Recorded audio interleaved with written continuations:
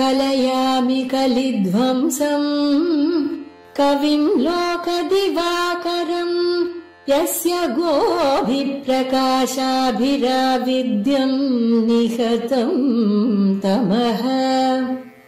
வாழி பரகாலன் வாழி கலிகன்னி வாழி குறையலூர் வாழ்வேந்தன் வாழியரோ மாயோனை வாழ்வலியால் மந்திரங்கொள் மங்கையர்கோன் தூயோன் சுடர் மானவேல் நெஞ்சுக்கிருள் கடிதீபம் அடங்கா நெடும் பிறவி நஞ்சுக்கு நல்லவமுதம் தமிழ நன்னூல் துறைகள் அஞ்சுக்கிலக்கியம் ஆரணசாரம் பரசமய பஞ்சு கனலின் பொறி பரகாலன் பனுவல்களே.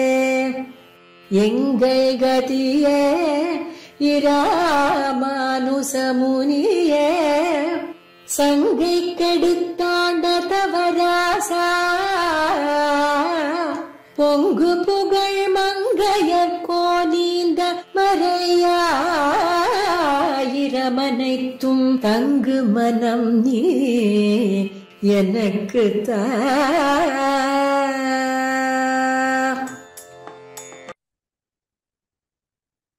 ஸ்ரீஸ்தனாபரணம் தேஜः ஸ்ரீரங்கேஷயமாஸ்ரயே சிந்தாமணிமிவோத்வாந்தம் உத்சங்கேனந்தபோகினः. நமः ஸ்ரீரங்கநாயக்யை யத்ப்ரூவிப்ரமபேததः ஈஷேஷிதவ்யவைஷம்ய நிம்னோன்னதமிதம் ஜகத். கலயாமி கலித்வம்சம் கவிம் லோகதிவாகரம் யஸ்ய கோபிः பிரகாசாபிः ஆவித்யம் நிஹதம் தமஹ. திவ்ய பிரபந்த தாரா என்கிற இந்த உபன்யாச தொடரிலே அருளிச்செயலுடைய அர்த்தத்தை நாம் அனுபவித்துக் கொண்டு வருகிறோம். இப்பொழுது பெரிய திருமொழி திருமங்கையாழ்வார் அருளி செய்த பெரிய திருமொழியிலே 5ஆம் பத்திலே 4ஆம் திருமொழியை அனுபவிக்க இருக்கிறோம். இது திருவரங்கம் திருப்பதி பற்றிய திருமொழி. இது தொடங்கி 5 திருமொழிகள் திருமங்கையாழ்வார் இந்த கோயில்னு ஸ்ரீவைஷ்ணவ சம்பிரதாயத்திலே கொண்டாடப்படுகின்ற திருவரங்கம் திருப்பதியை மங்களாசாசனம் செய்கின்றார். இதற்கு கீழே வெண்ணிமா மழுவேந்தி என்கிற திருமொழியிலே திருவள்ளரை எம்பெருமானை குறித்து எனக்கருள் புரியே எனக்கருள் புரியே என்று ஆழ்வார் வேண்டினார். எம்பெருமான் உடனே ஆழ்வாரை அழைத்து, ஆழ்வீர் எனக்கு அருள் புரியே அருள் புரியே அருள் எனக்கு என்று தேவரீர் கேட்கின்றீரே, நாம் உமக்கு அருள் புரியவில்லையா? எவ்வளவோ உமக்கு அருள் செய்திருக்கிறோமே, மேலும் உமக்கு அருள் புரிவதற்காகத்தானே இங்கே அருகிலே திருவரங்கம் திருப்பதியிலே நாம் பள்ளி கொண்டிருக்கிறோம் என்று தாம் திருவரங்கம் திருப்பதியிலே கோவிலிலே சாய்ந்திருக்கும் இருப்பை காட்டி கொடுக்க ஆழ்வாரும் திருப்தராய், இப்படிப்பட்ட எம்பெருமான் நம்மை எல்லாம் ரட்சிப்பதற்காக எழுந்தருளி இருக்கக்கூடிய இடம், சாய்ந்தருளி இருக்கக்கூடிய இடம் தென்னரங்கம், அழகிய திருவரங்கம் என்று இந்த திவிதேசத்தை பாடுகின்றார் ஆழ்வார். முதல் பாசுரம். உந்திமேல் நான்முகனை படைத்தான் உலகுண்டவன் எந்த வெம்மான் இமையோர்கள் தாதை கிடமென்பரால் சந்தினோடு மணியும் கொழிக்கும் புனல் காவிரி அந்தி போலும் நிறத்தார் வயல் சூழ் தென்னரங்கமே. இந்த திருமொழியிலே பாசுரங்களுடைய அமைப்பு எப்படி இருக்கிறதுனால், எம்பெருமான் எழுந்தருளி இருக்கக்கூடிய இடம், எம்பெருமானுக்கு இடம் தென்னரங்கம் அப்படின்னு தெரிவிப்பதுதான் இந்த பாசுரனுடைய கருத்து. அதிலே முதல் 2 வரிகளாலே, அதாவது முன்னடியினாலே எம்பெருமான் எப்படிப்பட்டவன் என்று எம்பெருமானை தெரிவிக்கிறார் ஆழ்வார். பின்னர் பின்னிரண்டு வரிகளாலே, பின்னடிகளாலே அந்த திருவரங்கம் திருப்பதி அதனுடைய ஒரு அழகை வர்ணிக்கிறார். பெரும்பாலும் அது காவிரியாலே சூழப்பட்டது, சோலைகளாலே சூழப்பட்டது என்று இப்படி வர்ணிக்கிறார். மேலே எம்பெருமான் செய்த பற்பல திவ்ய சேஷ்டிதங்களை சொல்லி அப்படிப்பட்ட எம்பெருமான் எழுந்தருளி இருக்கக்கூடிய இடம், இப்படிப்பட்ட அழகான தென்னரங்கம், அழகிய திருவரங்கம் என்று தெரிவிக்கிறார் ஆழ்வார். முதல்ல உந்திமேல் நான்முகனை படைத்தான். எம்பெருமான் தான் இந்த உலகத்திற்கு காரணப்பொருளாக இருக்கக்கூடியது. லோகத்திலே ஒரு பிரசித்தி உண்டு. பிரம்மா இந்த உலகத்தை படைக்கின்றான், எம்பெருமான் விஷ்ணு உலகத்தை ரட்சிக்கின்றான், ருத்ரன் உலகத்தை அழிக்கின்றான் என்று. ஆனால் அந்த பிரமனையும் படைத்தவன் எம்பெருமான் தான். நான்முகனை நாராயணன் படைத்தான். நாம் பல திவிதேசங்களிலே பார்க்கலாம். எம்பெருமானுடைய திருவுந்தி கமலத்திலிருந்து அந்த பிரம்மா தோற்றியது நன்னாக நாம் சேவிக்கலாம் பல திவ்யதேசங்கள். அப்படி தன்னுடைய உந்தி கமலத்திலே கொப்பூழிலே நான்முகனை படைத்தான், பிரம்மனை எம்பெருமான் படைத்தான். உந்திமேல் நான்முகனை படைத்தான். ஆக உலகங்களையெல்லாம் படைக்கக்கூடிய பிரம்மதேவனையும் எம்பெருமான் தான் படைத்தான். அவனே பரம்பொருள் என்று சொல்லப்படுகிறது. உந்திமேல் நான்முகனை படைத்தான் உலகுண்டவன். இப்படி படைப்பு முதலிலே சொல்லப்பட்டது. பிற்பாடு இந்த உலகத்திற்கெல்லாம் ஒரு பிரளயம் வந்த காலத்திலே, அதாவது பிரம்மாவினுடைய ஒரு பகல் பொழுதினுடைய முடிவிலே ஒரு பிரளயம் ஏற்படும். அந்த பிரளயத்துக்கு நைமித்திக பிரளயம் என்று பெயர். பிரம்மாவினுடைய ஆயுஷே முடிந்து போனால் ஒரு பிரளயம் ஏற்படும். அதற்கு பிராகிருத பிரளயம் என்று ஏற்படும். அப்பொழுது இந்த லீலா விபூதியே இராது, அது எல்லாம் பிரகிருதியோட ஒன்றிவிடும். ஆனால் இந்த நைமித்திக பிரளயத்திலே என்ன ஆகும்? கீழே இருக்கக்கூடிய 7 லோகங்கள், மேலே பூஹு புவஹா ஸ்வஹா என்கிற 10 லோகங்கள் மட்டும் அழியும். இந்த உலகங்கள் எல்லாம் அழிந்தவாறே எம்பெருமான் அந்த உலகங்களை எல்லாம் என்ன செய்கிறான் என்னால், அது அந்த அழிவிலே மிகவும் அதுக்கு ஏதாவது கேடு வந்து விடுமோ என்ன, மீண்டும் அந்த உலகங்களை எல்லாம் படைக்க வேண்டுமே என்பதற்காக அந்த உலகங்களை எல்லாம் தன்னுடைய திருவயிற்றிலே வைத்து ரட்சிக்கிறான் எம்பெருமான். அதான் சொல்றார், உலகம் உண்டவன். இந்த உலகங்களை எல்லாம் உண்டருடையவன். பிற்பாடு சிருஷ்டி காலத்திலே அதை மீண்டும் வெளிப்படும்படியாக செய்கிறான். இப்படி அந்த நைமித்திக பிரளயத்தை தான் தன்னுடைய திருவயிற்றிலே இந்த உலகங்கள் எல்லாம் இருப்பதைத்தான் மார்க்கண்டேய மகர்ஷிக்கு கூட காட்டினான் என்றெல்லாம் சொல்கிறார்கள். பிரளய காலத்திலே உலகங்களை எல்லாம் எம்பெருமான் தன்னுடைய திருவயிற்றிலே வைத்து ரட்சிக்கிறான். உலகுண்டவன் எந்தை பெம்மான்.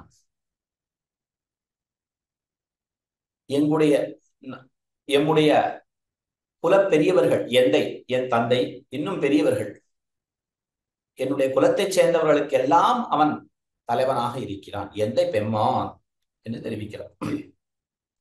எங்கள் குலத்துக்கு நாதனானவன் எந்தை பெம்மான். அதற்கு மேலே இமையோர்கள் தாதை. இமையோர்கள் நித்தியசூரிகள். அவர்கள் சதா பஷ்யந்தி சூரேகா என்று எம்பெருமானை எப்பொழுதும் பார்த்து கொண்டே இருப்பார்கள். அவர்களுடைய கண்கள் இமைக்கவே இமைக்காது. அதனால்தான் அவர்களுக்கு இமையோர்கள் என்று பெயர். எப்பொழுதும் எம்பெருமானை அனுபவித்துக் கொண்டே இருப்பார்கள். ஒரு க்ஷணம் எம்பெருமானுடைய அனுபவமானது இல்லை என்னாலும் அவர்களாலே தரிக்க முடியாது. ஆகையாலே எப்பொழுதும் எம்பெருமானை சேவித்துக் கொண்டே இருப்பார்கள்.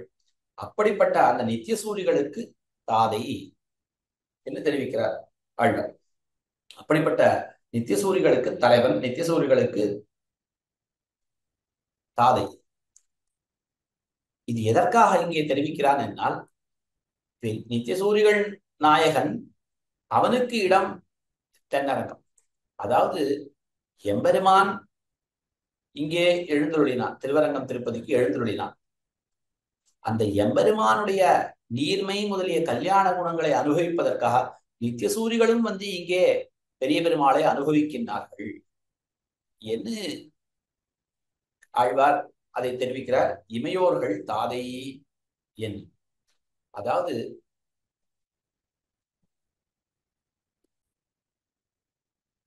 பரமோதத்திலே காருண்யம், வாத்சல்யம், சௌஷீல்யம் முதலிய குணங்கள் எல்லாம்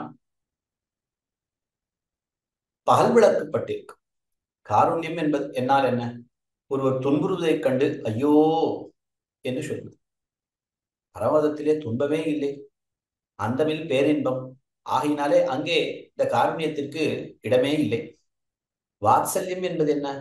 தோஷங்களை காணா கண்ணிட்டிருத்தல், தோஷங்களை போக்கியமாக கொள்ளுதல். பரமதத்திலே தோஷத்திற்கே இடமில்லை. அனைவரும் எம்பெருமானுடைய திருவுள்ளத்திற்கு பொருத்தமாக, திருவுள்ளத்திற்கு சேரத்தான் கைங்கரியங்களை செய்வார்கள். அங்கே தோஷம் போவதற்கு வாய்ப்பே இல்லை. ஆகையினாலே அந்த வாத்சல்யத்திற்கும் அங்கே இடமே இல்லை. சௌஷீல்யம், தாழ்ந்தவர்களோடு பெரியவன் ஒரு நீராக கலத்தல். பரமதத்திலே தாழ்ந்தவர்களே இல்லை. அங்கே பரமதத்திற்கு ஒரு சேதனன் முக்தனாய் சென்னால் அவனுக்கு பரமம் சாமியம் உபைத்தி என்கிற ஒரு உயர்ந்த பேரு கிடைக்கும். எம்பெருமான் தம்மையே ஒக்க அருள் செய்வர். எம்பெருமான் தம்மோடு ஒக்க ஒரு தன்மையை தந்து விடுவான். அங்கே தாழ்ச்சி என்பதே கிடையாது. ஆக தாழ்ந்தவர்களோடு ஒரு நீராக கலந்து பரிமாறுதல் என்கிற குணங்கள், என்கிற அந்த சௌஷீல்யம் என்கிற குணம். ஆக இப்படிப்பட்ட அந்த வாத்சல்யம், காருண்யம், சௌஷீல்யம், இப்படிப்பட்ட குணங்களை எல்லாம் நன்னாக அனுபவிக்கக்கூடிய இடம் இங்கேதான். இந்த இருள் தருவான் ஞானத்திலே தான். இங்கேதான் தாழ்ந்த சம்சாரிகள் உண்டு. அவர்கள் துன்புறுகிறார்கள். அவர்கள் ஆகினாலே கருணைக்கிடம் உண்டு. அவர்கள் தவறு இழைக்கிறார்கள். ஆகினாலே வாத்சல்யம் உண்டு. அதை காணா கண்ணிட்டு இருக்கிறான் எம்பெருமான். அதையே போக்கியமாக கொள்கிறான். இந்த தாழ்ந்தவர்களோடு ஒரு நீராக கலந்து பழகுகிறான். ஆகையினாலே இங்கேதான் இந்த குணங்கள் நன்னாக பிரகாசிக்கின்றன. இருட்டறையிலே விளக்கு போல நன்னாக பிரகாசிக்கின்றன. ஆகையினாலே இந்த குணங்களை அனுபவிப்பதற்காக அந்த நித்தியசூரிகள் எல்லாம் இங்கே வருகின்றார்கள். ஆக இமையோர்கள் தாதை, அதை குறிப்பாக உணர்த்துகிறார் இங்கே திருமங்கையாழ்வார். அப்படிப்பட்ட இமையோர்கள், நித்தியசூரிகள், எம்பெருமானை எப்பொழுதுமே அனுபவிக்கக்கூடிய நித்தியசூரிகள் எம்பெருமானுடைய கல்யாண குணங்களை அனுபவிப்பதற்காக இங்கே அந்த எம்பெருமான் இங்கே எழுந்துள்ளவே கூடவே அவர்களும் எழுந்துள்ளி இந்த குணங்களை எல்லாம் அனுபவிக்கிறார்கள். இமையோர்கள் தாதை. இப்படிப்பட்ட பெரிய பெருமாளுக்கு இடம் என்பர். இடம் என்பரால், ஆள் என்பது அசிச்சொல், இடம் என்பர். பெரியோர்கள் எல்லாம் இப்படிப்பட்ட பெரிய பெருமாள் எழுந்தருள் இருக்கக்கூடிய இடம், எம்பெருமான் எழுந்தருள் இருக்கக்கூடிய இடம் தென்னரங்கம் என்பர்கள். இந்த தென்னரங்கம் எப்படிப்பட்டது? அழகிய திருவரங்கம். சந்தினோடு மணியும் கொழிக்கும் புனல் காவிரி அந்தி போலும் நிறத்தார் வயல் சூழ் தென்னரங்கமே. காவிரியாலும் வயல்களாலும் சூழப்பட்டிருக்கிறது இந்த திருவரங்கம் திருப்பதி. அந்த காவிரி எப்படி இருக்கிறது? சந்தினோடு மணியும் கொழிக்கும் புனல் காவிரி. அந்த காவிரியினுடைய நீரிலே சந்தனங்கள், சந்தன கட்டைகள், மணிகளும் அப்படியே அடித்து வருகின்றன. காவிரி மேற்கே சஹ்யமலையிலே தோன்றி இங்கே கிழக்கு சமுத்திரத்திலே சேருகிறது. அந்த காவிரியாலே சூழப்பட்டிருக்கிறது இந்த திருவரங்கம் திருப்பதி. இந்த காவிரி அங்கே மேற்கே இது புறப்படுகிறது. அதெல்லாம் சந்தனக்காடு. ஆகையால சந்தன மரங்களை, சந்தன கட்டைகளை அடித்து கொண்டு வருகிறது. பற்பல மணிகளையும் அடித்து கொண்டு வருகிறது. அப்படி சந்தினோடு மணியும் கொழிக்கும் புனல் காவிரி, அதை கொண்டு வந்து கரையிலே சேர்க்கின்றது.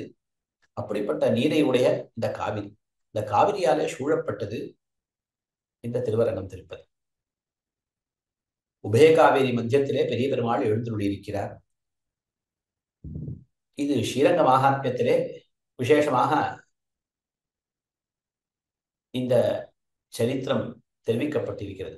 அதாவது காவிரி தாயாருக்கு அனுகிரகம் செய்வதற்காகவே பெரிய பெருமாள் இங்கே எழுந்துள்ளினார் என்று. அதாவது ஒரு சமயம் விந்தியமலையினுடைய அடிவாரத்திலே எல்லா நதிகளும் ஒரு மனித உருவை கொண்டு அவர்கள் திரண்டார்கள். அப்பொழுது விஸ்வாவசு என்கிற கந்தர்வனும் அவ்விடத்திற்கு வந்து சேர்ந்தான்.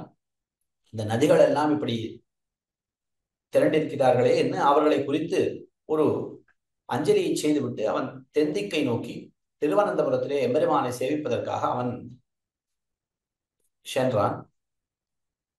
அப்பொழுது அந்த நதிகளுக்குள்ளே ஒரு வாக்குவாதம் ஏற்பட்டது. இந்த விஸ்வாவசு யாரை சேவித்தான் என்று. என்னைத்தான் சேவித்தான், என்னைத்தான் சேவித்தான் என்று ஒவ்வொரு நதியும் சொல்லிக் கொண்டது. கடைசியிலே அந்த விஸ்வாவசுவே அந்த திருவனந்தபுரம் எம்பெருமானை சேவித்து மீண்டும் இந்தியமலை சாரலுக்கே வந்து சேர்ந்தான். அந்த நதிகள் அவனை கேட்டன, நீ யாரை சேவித்தாய்? ஐயோ, இது பெரிய வம்பா போயிடுதே என்ன. அவன் ஒரே வார்த்தை தெரிவித்தான், உங்களிலே யார் பெரியவரோ அவரை நான் சேவித்தேன். உடனே மற்ற நதிகள் எல்லாம் விலகிவிட்டன, நாம் பெரியவர் அல்ல அப்படின்னு. ஆனால் இந்த காவிரியும் கங்கையும் விடவே இல்லை, நான் தான் பெரியவள், நான் தான் பெரியவள் என்று ஒருவருக்கொருவர் சண்டை செய்ய தொடங்கினார்கள். சரி, நாம் இந்த இந்த சர்ச்சைக்கு ஒரு தீர்ப்பை நாம் பிரம்மதேவனிடத்திலே போய் கேட்போம் என்று பிரம்மதேவனை அண்டினார்கள். அவனை கேட்டார்கள். உடனே பிரம்மதேவன் தெரிவித்தான், இதிலே என்ன சந்தேகம், கங்கை தான் உயர்ந்தவள். ஏனென்றால் எம்பெருமான் உலகங்களை எல்லாம் அளந்தருடைய காலத்திலே நாம் அவருடைய திருவடியை விளக்கினோம். அந்த தீர்த்தம் தானே கங்கை. ஆகினால் எம்பெருமானுடைய திருவடியை விளக்கிய தீர்த்தம் என்கிற பெருமை அவளுக்குத்தானே உண்டு என்று பிரம்மதேவன் கூறவே கங்கை மகிழ்ச்சியுற்றாள்.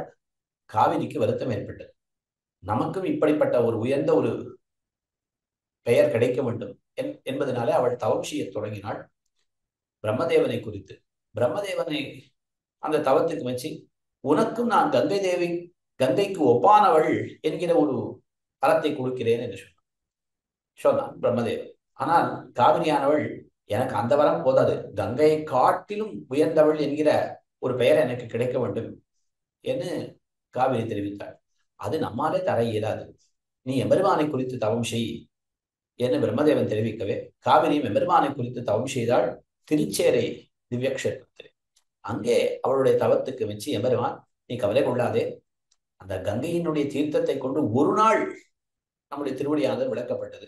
ஆனால் உன்னுடைய கரையிலேயே நான் இருந்து உன்னுடைய தீர்த்தத்தை கொண்டே தினந்தோறும் திருவாராதனம் நடக்கும்படியாக செய்கிறேன். உனக்கு அந்த கங்கையை காட்டிலும் ஒரு பெருமையை உனக்கு தருகிறேன் என்று எம்பெருமான் தெரிவித்தான். ஆகையினாலே அந்த கங்கை தேவிக்கு க்ஷமிக்கணும், அந்த காவேரி தாயாருக்கு அனுகிரகம் செய்வதற்காக எம்பெருமான் பிற்பாடு விபீஷண ஆழ்வானாலே இங்கே சந்திர புஷ்கரணி கரையிலே காவேரி கரையிலே வந்து சேர்ந்தான் என்று ஸ்ரீரங்க மகாத்மியம். ஆக அப்படிப்பட்ட அந்த காவிரியாலே சூழப்பட்டது இந்த தென்னரங்கம். மேலும் அந்தி போலும் நிறத்தார் வயல் சூழ், வயல்களாலே சூழப்பட்டிருக்கிறது இந்த திருவரங்கம் திருப்பதி. அது எப்படி இருக்கிறது என்னால், அந்தி போலும் நிலத்தார் வயல், அதாவது அந்தி என்னால் சந்தியா காலம். இது அதாவது இரவு பொழுதிற்கும் காலை பொழுதிற்கும் நடுப்பட்ட ஒரு காலம். இது பிராத சந்தே என்று சொல்வார்கள், அல்லது சாயம் சந்தே என்னால் அதுவும் அந்தின்னு சொல்லலாம். இப்ப பிராதஸ்தந்தே என்னால் பெரும்பாலும் இருள் விலகி அந்த அருணோதயம் ஏற்படக்கூடிய ஒரு காலம். அதனால கொஞ்சம் கொஞ்சம் இருள் இருக்கும், அப்ப கருத்து இருக்கும். சாயம் சந்தை என்னால் அது சிவந்து இருக்கும். ரெண்டுக்கும் அவகாசம் உண்டு, ரெண்டு விதமாகவும் அர்த்தம் கொள்ளலாம்.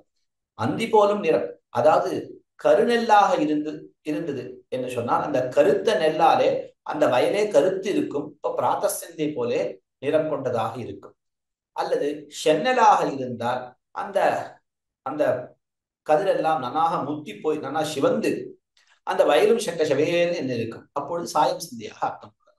ஆக அந்தி போலும் நிறத்தார், ஆக எவ்விதத்திலும் சந்தியா காலம் போலே நிறம் கொண்டதான வயல்களாலே சூழப்பட்டது காவிரியாலும். இப்படிப்பட்ட வயல்களாலும் சூழப்பட்ட அந்த தென்னரங்கம், அழகிய திருவரங்கம் திருப்பதிதான் எம்பெருமானுக்கு இருப்பிடம் என்று இந்த முதல் பாசுரத்திலே தெரிவிக்கிறார் திருமங்கை ஆழ்வார். இரண்டாம் பாசுரம், வையமுண்டு ஆலிலை மேவுமாயன் மணிநீன் முடி கைகொள் நாகத்தனையான் பயிலுமிடம் என்பரால் தையனல்லார் குழல் மாலையும் மத்தவர் தடமுலை செய்ய சாந்தும் கலந்திழி புனல் சூழ் தென்னரங்கமே.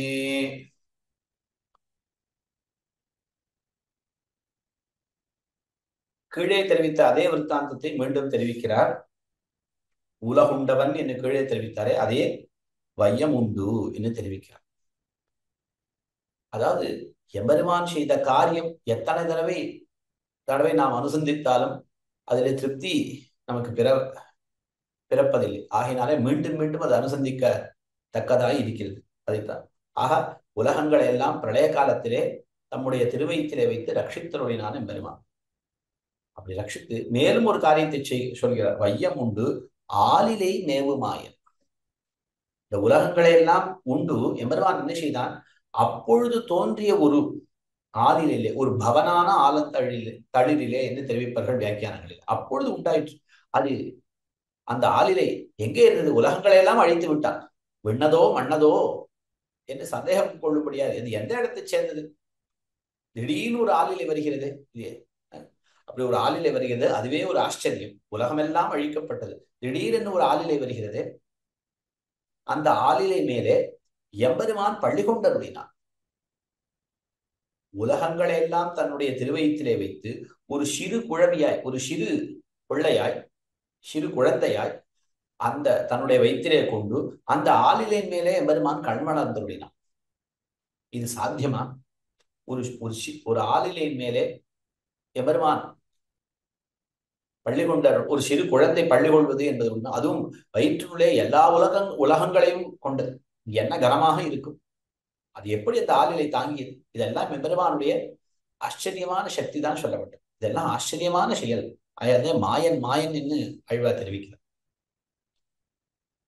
நமக்கு எல்லாருக்கும் தெரியும் இந்த ஆலிலை கண்ணன் ஒரு லௌகிகமான ஒரு உதாரணம் தான். ஒரு கோகுல் சாண்டல் பவுடர் என்று சொல்லுவார்கள். அதுல பார்த்தா எனக்கு இதை அனுபவிக்கும் போதெல்லாம், அந்த அனுசந்திக்கும் போதெல்லாம் அழகான அந்த ஒரு கண்ணனுடைய ஒரு அந்த ஆலிலை கண்ணனுடைய ஒரு திருவுருவம் அதிலே இருக்கும். ஆக அதிலே அது போல எம்பெருமான் அந்த ஆலிலை கண்ணனாக பல இடங்களிலே நாம பார்க்கலாம். அந்த வையம் உண்டு ஆலிலை மேவுமாயன். இந்த வையங்களை எல்லாம் உண்டு அப்பொழுது தோன்றிய ஒரு ஆலிலை மேலே பள்ளி கொண்டருடைய ஆச்சரியமான செயல். அப்படிப்பட்ட எம்பெருமான் மேவுமாயன் மணி நீன் முடி. எம்பெருமான் பெரிய திருவபிஷேகத்தை தரித்திருக்கிறான், கிரீட்டத்தை தரித்திருக்கிறான், மணிகள் பொருந்தியதால் நீண்ட திருவபிஷேகத்தை தரித்திருக்கிறான். இந்த பெரிய பெருமாளுடைய திருமுடி இருக்கிறதே மிகவும் பெரியது. கிரீட்ட சூட ரத்னராஜர் ஆதிராஜ்ய ஜல்பிகா என்று பட்டர் மங்களாசாசனம் செய்கிறார். கிரீட்டம் ஸ்ரீரங்கேஷைத்துரு உபதானீகிருத புஜகா விதீஷாதீஷத்வாத் கடத இது சம்ஸ்பிருஷ்யவதி. பெரிய பெருமாள் தம்முடைய வலது திருக்கையை வலது திருக்கை மூலமாக நமக்கு ஒரு விஷயத்தை காட்டுகிறார். இந்த வலது திருக்கையை கொண்டு திருமுடியை தொட்டு பாருங்கோள் பாருங்கோள், நம்மை பாருங்கோள், எவ்வளவு நீண்ட முடி கொண்டிருக்கிறோம் நாம் தான் இந்த உலகம் அனைத்திற்கும் தலைவன். கிரீட்டம் ஸ்ரீரங்கேஷைதுஹு உபதானீகிருத புஜகா விதீஷாதீஷத்வாத் கடதை இது சம்ஸ்பிருஷ்யவதி. நாம் பிறவனுக்கும் ருத்ரனுக்கும் அனைவருக்கும் நாம் தான் தெய்வம் என்று அந்த நீண்ட முடியை காட்டி, யாருக்கு நீண்ட முடி இருக்கும்? உலகத்திலே பெரிய அரசன், ஒரு சக்கரவர்த்தி என்று சொல்பவன், அவனுக்கு தான் நீண்ட முடி இருக்கும். மற்றவர்களுக்கெல்லாம், குறுநிலம் வந்தவர்களுக்கெல்லாம் சின்னதாக இருக்கும் இந்த கிரீடம். இது பெரிதாக இருக்கும் இந்த சக்கரவர்த்திக்கு, சம்ராட் என்று சொல்லக்கூடியவனுக்கு. எம்பெருமான் உபயவிபூதிநாதன் எவ்வளவு நீண்டு இருக்கும், அப்படிப்பட்ட நீண்ட முடி. ஆக முடிச்சோதியாய் உனது முகச்சோதி மலர்ந்ததோ என்று சந்தேகம் கொள்ளும்படியாக மணிகள் பொருந்தியதாக அந்த படப்பட படப்படான்னு இருக்கக்கூடிய இந்த கிரீட்டம், அப்படிப்பட்ட அந்த மணி நீண்முடி, இவன்தான் அதிராஜன், மிக அதிகா ராஜா, மிக பெரிய அரசன் இவன்தான் என்பதை காட்டி குடிக்கிறது. அப்படிப்பட்ட மணி நீண்முடி கொண்டவனாய் பைகொள் நாகத்தனையான். எம்பெருமான் நன்னாக பள்ளி கொள்வதற்கு ஆனால் இடமுடைத்தாக இருக்க வேண்டும். ஆனால் நன்னாக பறந்து படம் கொண்டு, அப்படிப்பட்ட படமுடைத்தாய் பைகொள் படத்தை கொண்டதாய் அப்படிப்பட்ட திருவனந்தாழ்வானாகிற அந்த நாகத்தை தனக்கு அணையாக படுக்கையாக கொண்டிருக்கிறார். ஒரு படுக்கை என்னால் என்னென்ன குணங்கள் வேண்டும் அனைத்தும் திருவனந்தாழ்வானிடத்திலே நன்னாக இருக்கின்றன. படுக்கை என்னால் மெத்து மெத்துன்னு இருக்கணும். அந்த அரவ ஜாதியே மெத்து மெத்துன்னு இருக்கும். குளிர்ந்திருக்க வேண்டும் படுக்கை, அதுவும் குளிர்ந்திருக்கும். வெளுத்து இருக்க வேண்டும். அவனுக்கு திருவனந்தாழ்வான் நிறமே வெளுப்பு. நல்ல சுகந்தம் கொண்டதாக இருக்க வேண்டும். ஒரு பாம்பு சென்னாலே தாழம்பூ வாசனை ஏற்படும். நல்ல அவனுக்கு சௌகந்தியம் உண்டு. நன்னாக படுக்கை என்னால் நன்னா விஸ்தாரமாக இருக்க வேண்டும். சில சமயம் நாம் பிரயாணத்திலே செல்வோம். இந்த ரயில் வண்டியிலே செல்வோம். அப்பொழுது சரியாக நமக்கு உறக்கமே வராது. ஏன்னா படுக்கையெல்லாம் சற்று சிறிதாகத்தான் இருக்கும். அப்படி இருக்கக்கூடாது. நன்னாக விஷாலமாக இருக்க வேண்டும். அவனும் பெரிய பெருமாள் நன்னாக பள்ளி கொள்வதற்கு தகுதியாக நான் படம் கொண்டு நன்னாக விஷாலமாக இருக்கிறான்.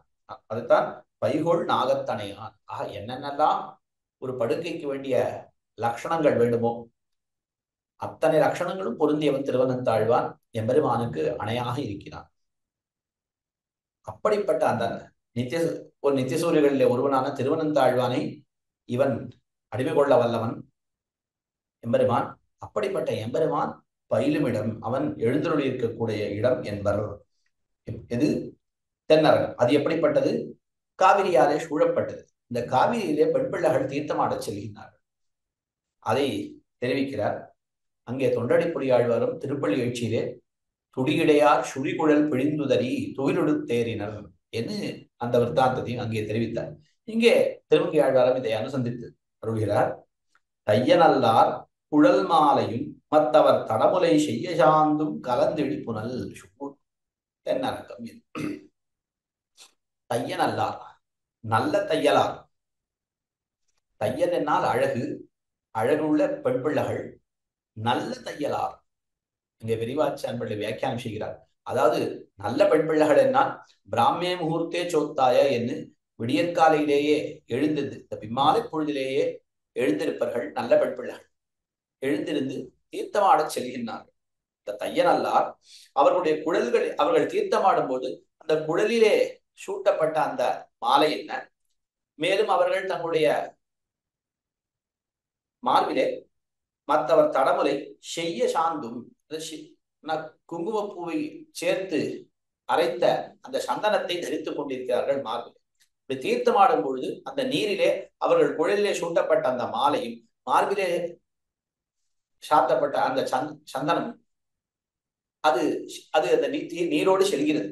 அந்த சந்தனம் கரைந்து நீரோடு செல்கிறது. அந்த மாலையும் அந்த நீரிலே செல்கிறது. அப்படி குழல் மாலையும் மற்றவர் தடமுலை செய்ய சாந்தும் கலந்து இழி புனல், அது ரெண்டும் சேர்ந்து கலந்து அது அப்படியே அந்த நீரிலே செல்கிறது என்று தெரிவிக்கிறார் ஆழ்வார். இப்படிப்பட்ட அந்த நீராலே சூழப்பட்ட தென்னரங்கம் என்று தெரிவிக்கிறார். இதுல இருந்து என்ன காட்டுகிறார்னா, நல்ல பெண் பிள்ளைகள் வெடிவோடு எழுந்திருந்து தீர்த்தமாடி காரியங்களை எல்லாம் செய்ய வேண்டும் என்று ஒரு விஷயமும் காட்டப்பட்டது. சரி, 3ஆம் பாசுரம். பண்டிவ் வையமளப்பான் சென்னு மாவலி கையில் நீர் கொண்ட ஆழித்தடக்கை குரலனிடம் என்பரால் பண்டு பாடும் மதுவார் புனல் வந்து இழிகாவிரி அண்டனாரும் பொழில் சூழ்ந்தழகார் தென்னரங்கமே. எம்பெருமான் முன்பு கஷ்யப பிரஜாபதிக்கும் அதிதி தேவமாதாவான அதிதிக்கும் பிள்ளையாக அவதாரம் செய்தான். வாமனாக அவதாரம் செய்தான். அதாவது எந்த சந்தர்ப்பத்திலே என்ன, மகாபலி இந்திரனுடைய ராஜ்யத்தை அபகரித்துக் கொண்டார். அதிதி தேவமாதா தன்னுடைய பிள்ளையான இந்திரனும் மற்ற தேவர்களும் இப்படி இருப்பிடமில்லாமல் துன்புறுகிறார்களே,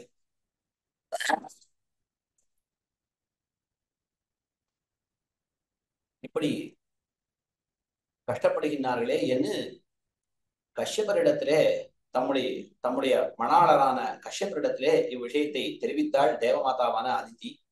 அப்பொழுது கஷ்யபர், நீ எம்பெருமானை குறித்து ஒரு விரதம் செய்வாய், உனக்கு நல்லது நடக்கும் என்று அனந்த விரதத்தை உபதேசிக்க, அப்படியே அந்த அனந்த விரதத்தை நோற்றாள் அதித்தி.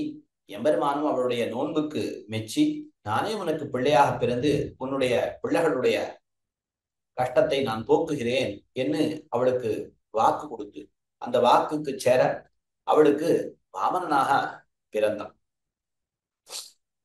அப்படி வாமனனாக பிறந்து மகாபலி யாகம் செய்யக்கூடிய அந்த வேள்விச்சாலைக்கு, அந்த யஜ்யவாட்டத்திற்கு எம்பெருமான் இந்த குரல் பிரமசாரியாய் அவன் எழுந்தருளினான். அந்த வாமனன் எம்பெருமான் எழுந்தருளக்கூடிய அந்த நிலை மிகவும் அழகாக இருந்தது. அந்த வாமனுடைய வடிவழகிலே அப்படியே நெஞ்சை பறிகொடுத்தான் மகாபலி. இப்படிப்பட்ட ஒரு அந்தள சிறுவன் நம்முடைய யாக சாலைக்கு எழுந்தொழுகிறாரே, இவனுக்கு வேண்டியதை கொடுத்து நம்முடைய யாகத்தை நாம் நனாக செய்வோம். யாகத்தை ஏனென்றால் யாகத்திலே அந்தணர்களுக்கு தானம் கொடுப்பது என்பது மிகச் சிறந்தது. அப்படி செய்து நாம் யாகத்தை, அதுக்கு ஒரு சாத்புண்ணியத்தை ஏற்படுத்துவோம், அதுக்கு ஒரு நன்மையை செய்வோம் என்று பார்த்தான். அப்பொழுது அவனுடைய குருவான சுக்கராச்சாரியர், வருகிறவன் விஷ்ணு மாயாவி, உன்னை ஏமாத்தி விடுவான் என்று சொன்ன பொழுது கூட, இருக்கட்டுமே, எம்பெருமானுக்கு நான் கொடுப்பதாக, அவனுக்கு நான் கொடுப்பதாக முன்பே நான் நினைத்தேன், சங்கல்பித்தேன், நிச்சயமாக அந்த காரியத்தை நான் செய்வேன் என்று அவன் ஆதரத்தோட இந்த உலகத்தை அவனுக்கு எம்பெருமான் கேட்பதை தருவதாக அவன் சங்கல்பித்தான். அதைத்தான் தெரிவிக்கிறார். பண்டு வையமளப்பான் சென்னு மாவலி கையில் நீர் கொண்ட. ஆனால் எம்பெருமான் அதே போல, ஆனால் எம்பெருமானுக்கு என்ன எண்ணம்? அவனிடத்திலே 3 அடி மண் வேண்டும் என்று கேட்க வேண்டும், பிற்பாடு வளர்ந்து இந்த உலகங்களை எல்லாம் அளக்க வேண்டும் என்று எம்பெருமானுக்கு எண்ணம். அதைத்தான் தெரிவிக்கிறார். பண்டு வையமளப்பான் சென்னு, மாவலியினுடைய யஜ்யவாட்டத்துக்கு எம்பெருமான் எழுந்துருளினான், வாமனனாக எழுந்துருளினான். பண்டு முன்காலத்திலே இவ்வையமளப்பான், உலகங்களை எல்லாம் அளக்க வேண்டும், 14 லோகங்களையும் அளக்க வேண்டும். நமக்கு ஒரு சந்தேகம் ஏற்படும். அந்த மகாபலி இந்திரனுடைய இந்த சொர்க்கராஜ்யத்தை தானே அபகரித்தான். இந்திரன் மூவுலகங்களுக்கும் அதிபதி, பூர்புவஸ்வஹா. ஆக இந்த 3 லோகங்களை மட்டும் அளந்து இந்திரனுக்கு கொடுத்திருக்கலாமே, ஏன் எல்லா லோகங்களையும் அளக்க வேண்டும் என்று? ஆனால் இங்கே மகாபலி மட்டும் இந்த 3 லோகங்கள் என்னை சேர்ந்தது என நினைக்கவில்லை, கர்வம் கொள்ளவில்லை. எல்லாரும் அவர்கள் அந்தந்த லோகத்துக்கு நான் தான் தலைவன், நான் தான் தலைவன் என்னெல்லாம் அகங்காரம் கொண்டிருக்கிறார்கள்.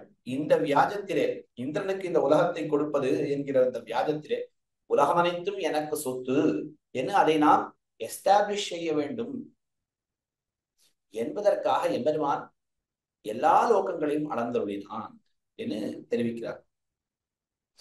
இங்கே நம்முடைய பெரியோர்கள் ஒரு வார்த்தையை தெரிவிக்கிறார்கள், ஆட்சியில் தொடர்ச்சி நன்னு என்று. அதாவது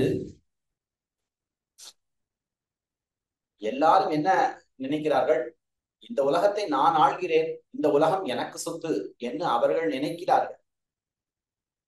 அப்படி அவர்கள் நினைத்தாலும் அவர்கள் தான் ஆண்டு கொண்டிருக்கிறார்கள். ஆனால் அதை காட்டிலும் சரி, அவர்கள் நம்முடைய ஒரு எம்பெருமான் ஒரு சேஷித்துவத்திற்கு அவர்கள் இசைவில்லை. இந்த உலகத்தை நான் ஆள்கிறேன், நான் தான் இதற்கு தலைவன் என்று அவர்கள் நினைத்திருந்தாலும், நாம் இந்த உலகங்கள் அனைத்துக்கும் சேஷி என்பதை நாம் ஸ்தாபிப்போம்.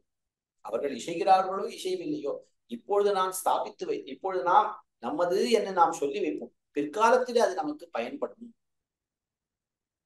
ஏனென்றால் இவ்வளவு நாளாக நீ கேட்கவே இல்லையே, நாங்கள் தானே அனாதிகாலமாக இதை ஆண்டு வருகிறோம், ஆகினாலே இது எங்களுக்குத்தான் சொந்தம் என்று அவர்கள் சொந்தம் கொண்டாடினாலும், இல்லை, முன்பே நான் திரிவிக்கிரமனாக இந்த உலகங்களை எல்லாம் அளந்தேன், இந்த உலகம் என்னது என்று நான் ஸ்தாபித்தேன் என்று சொல்வதற்கு, வாதாடுவதற்கு இது நமக்கு உதவியாக இருக்கும் என்று எம்பெருமான் கருதி உலகங்களை எல்லாம் வளர்ந்து விடினான். இதை ஆட்சியில் தொடர்ச்சி நன்னு என்று தெரிவிப்பார்கள். இப்பொழுது சமீபத்திலே கூட நமக்கு இந்த சக்கரவர்த்தி திருமணாருடைய இந்த ஜென்மபூமி நமக்கு கிடைத்திருக்கிறது. எவ்வளவோ அதிலே நமக்கும் பரமதத்தவர்களுக்கும் ஒரு வாதமெல்லாம் ஏற்பட்டது. ஆனால் இறுதியிலே அந்த பெருமாளுடைய பிறந்த இடம் ராம ஜென்ம பூமி அது நம்மை சேர்ந்தது என்கிற ஒரு தீர்ப்பு தரப்பட்டது. இதிலே மதச்சார்பாக எதுவுமே இல்லை. சட்டப்படியே நமக்கு சாதகமாக தீர்ப்பு வந்து சேர்ந்தது. இங்கே என்ன சொன்னார்கள் என்னால், அதாவது ஒரு இடமானது ஒருவருக்கு சொந்தம். இங்கே சிறிது விஷயத்தை தெரிவிக்கிறேன். அந்த சட்டப்படி இருக்கக்கூடிய ஒரு விஷயத்தை அது என்ன இங்க ரொம்ப பொருத்தமாக இருக்கு. அதாவது ஒரு இடம் என்பது ஒருவருக்கு சொந்தம் என்று கொண்டாடுவதற்கு 3 காரணங்களிலே ஏதாவது ஒரு ப்ரூஃப் இருக்க வேண்டும். 3 எவிடன்ஸ்ல ஏதாவது ஒன்று.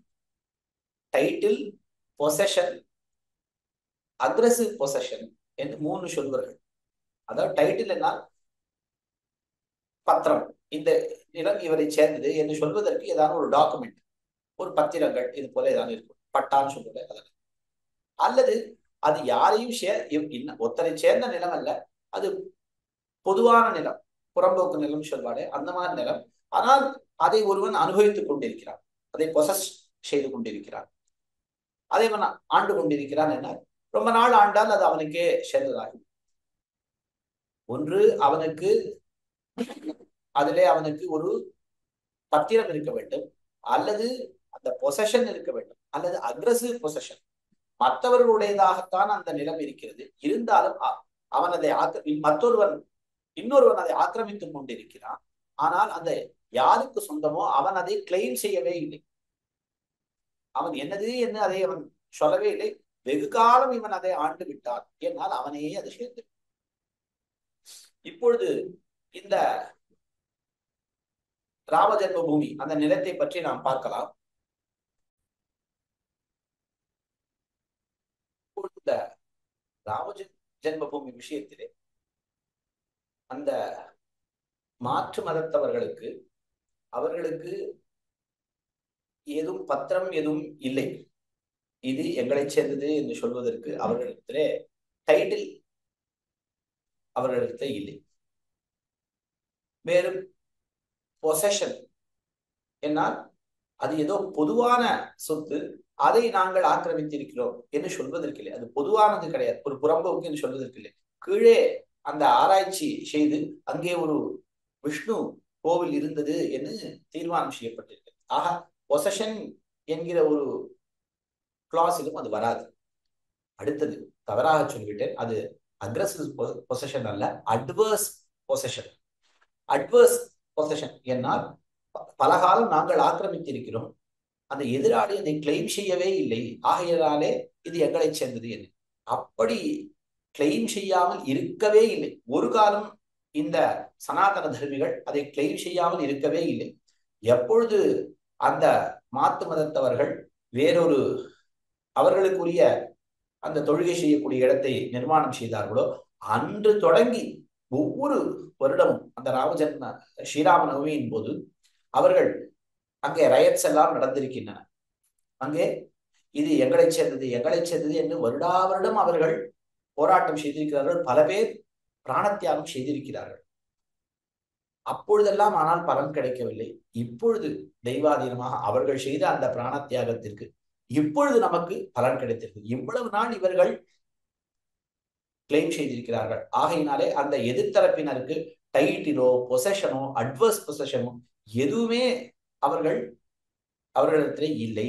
ஆகையினாலே இது சனாதன தர்மத்தை சேர்ந்தவர்கள் சனாதன தர்மத்தை சேர்ந்தவர்களுக்கே உரியது என்று தீர்ப்பு கொடுக்கப்பட்டது. இது எதற்காக சொல்ல வருகிறேன்? இங்கும் அப்படியே எம்பெருமான் அதை கிளைம் செய்யாமல் இருந்திருந்தால் அனாதி அனுபவ விபவாத் என்று அனாதி காலம் நானே என்னை அனுபவித்துக் கொண்டு வந்தேன், நானே எனக்கு உரியவன் என்று நாங்கள் தான் இதை ஆண்டு கொண்டு வந்தோம், ஆகையினாலே இது எங்களுக்குத்தான் சொந்தம் என்னை எல்லாரும் கிளைம் செய்ய முற்படுவார்கள். அது கூடாது என்பதற்காக எம்பெருமான் முன்பே ஜாக்கிரதையாக இந்த உலகங்கள் எல்லாம் தன்னது என்பதற்காக அந்த உலகங்களிலே தம்முடைய திருவடியை வைத்தருளினான், அளந்தான். மகாபலி கவர்ந்ததோ 3 லோகங்கள் தான். ஆனால் அனைத்து லோகங்களிலும் தன்னுடைய திருவடியை பதித்தான் எம்பெருமான்.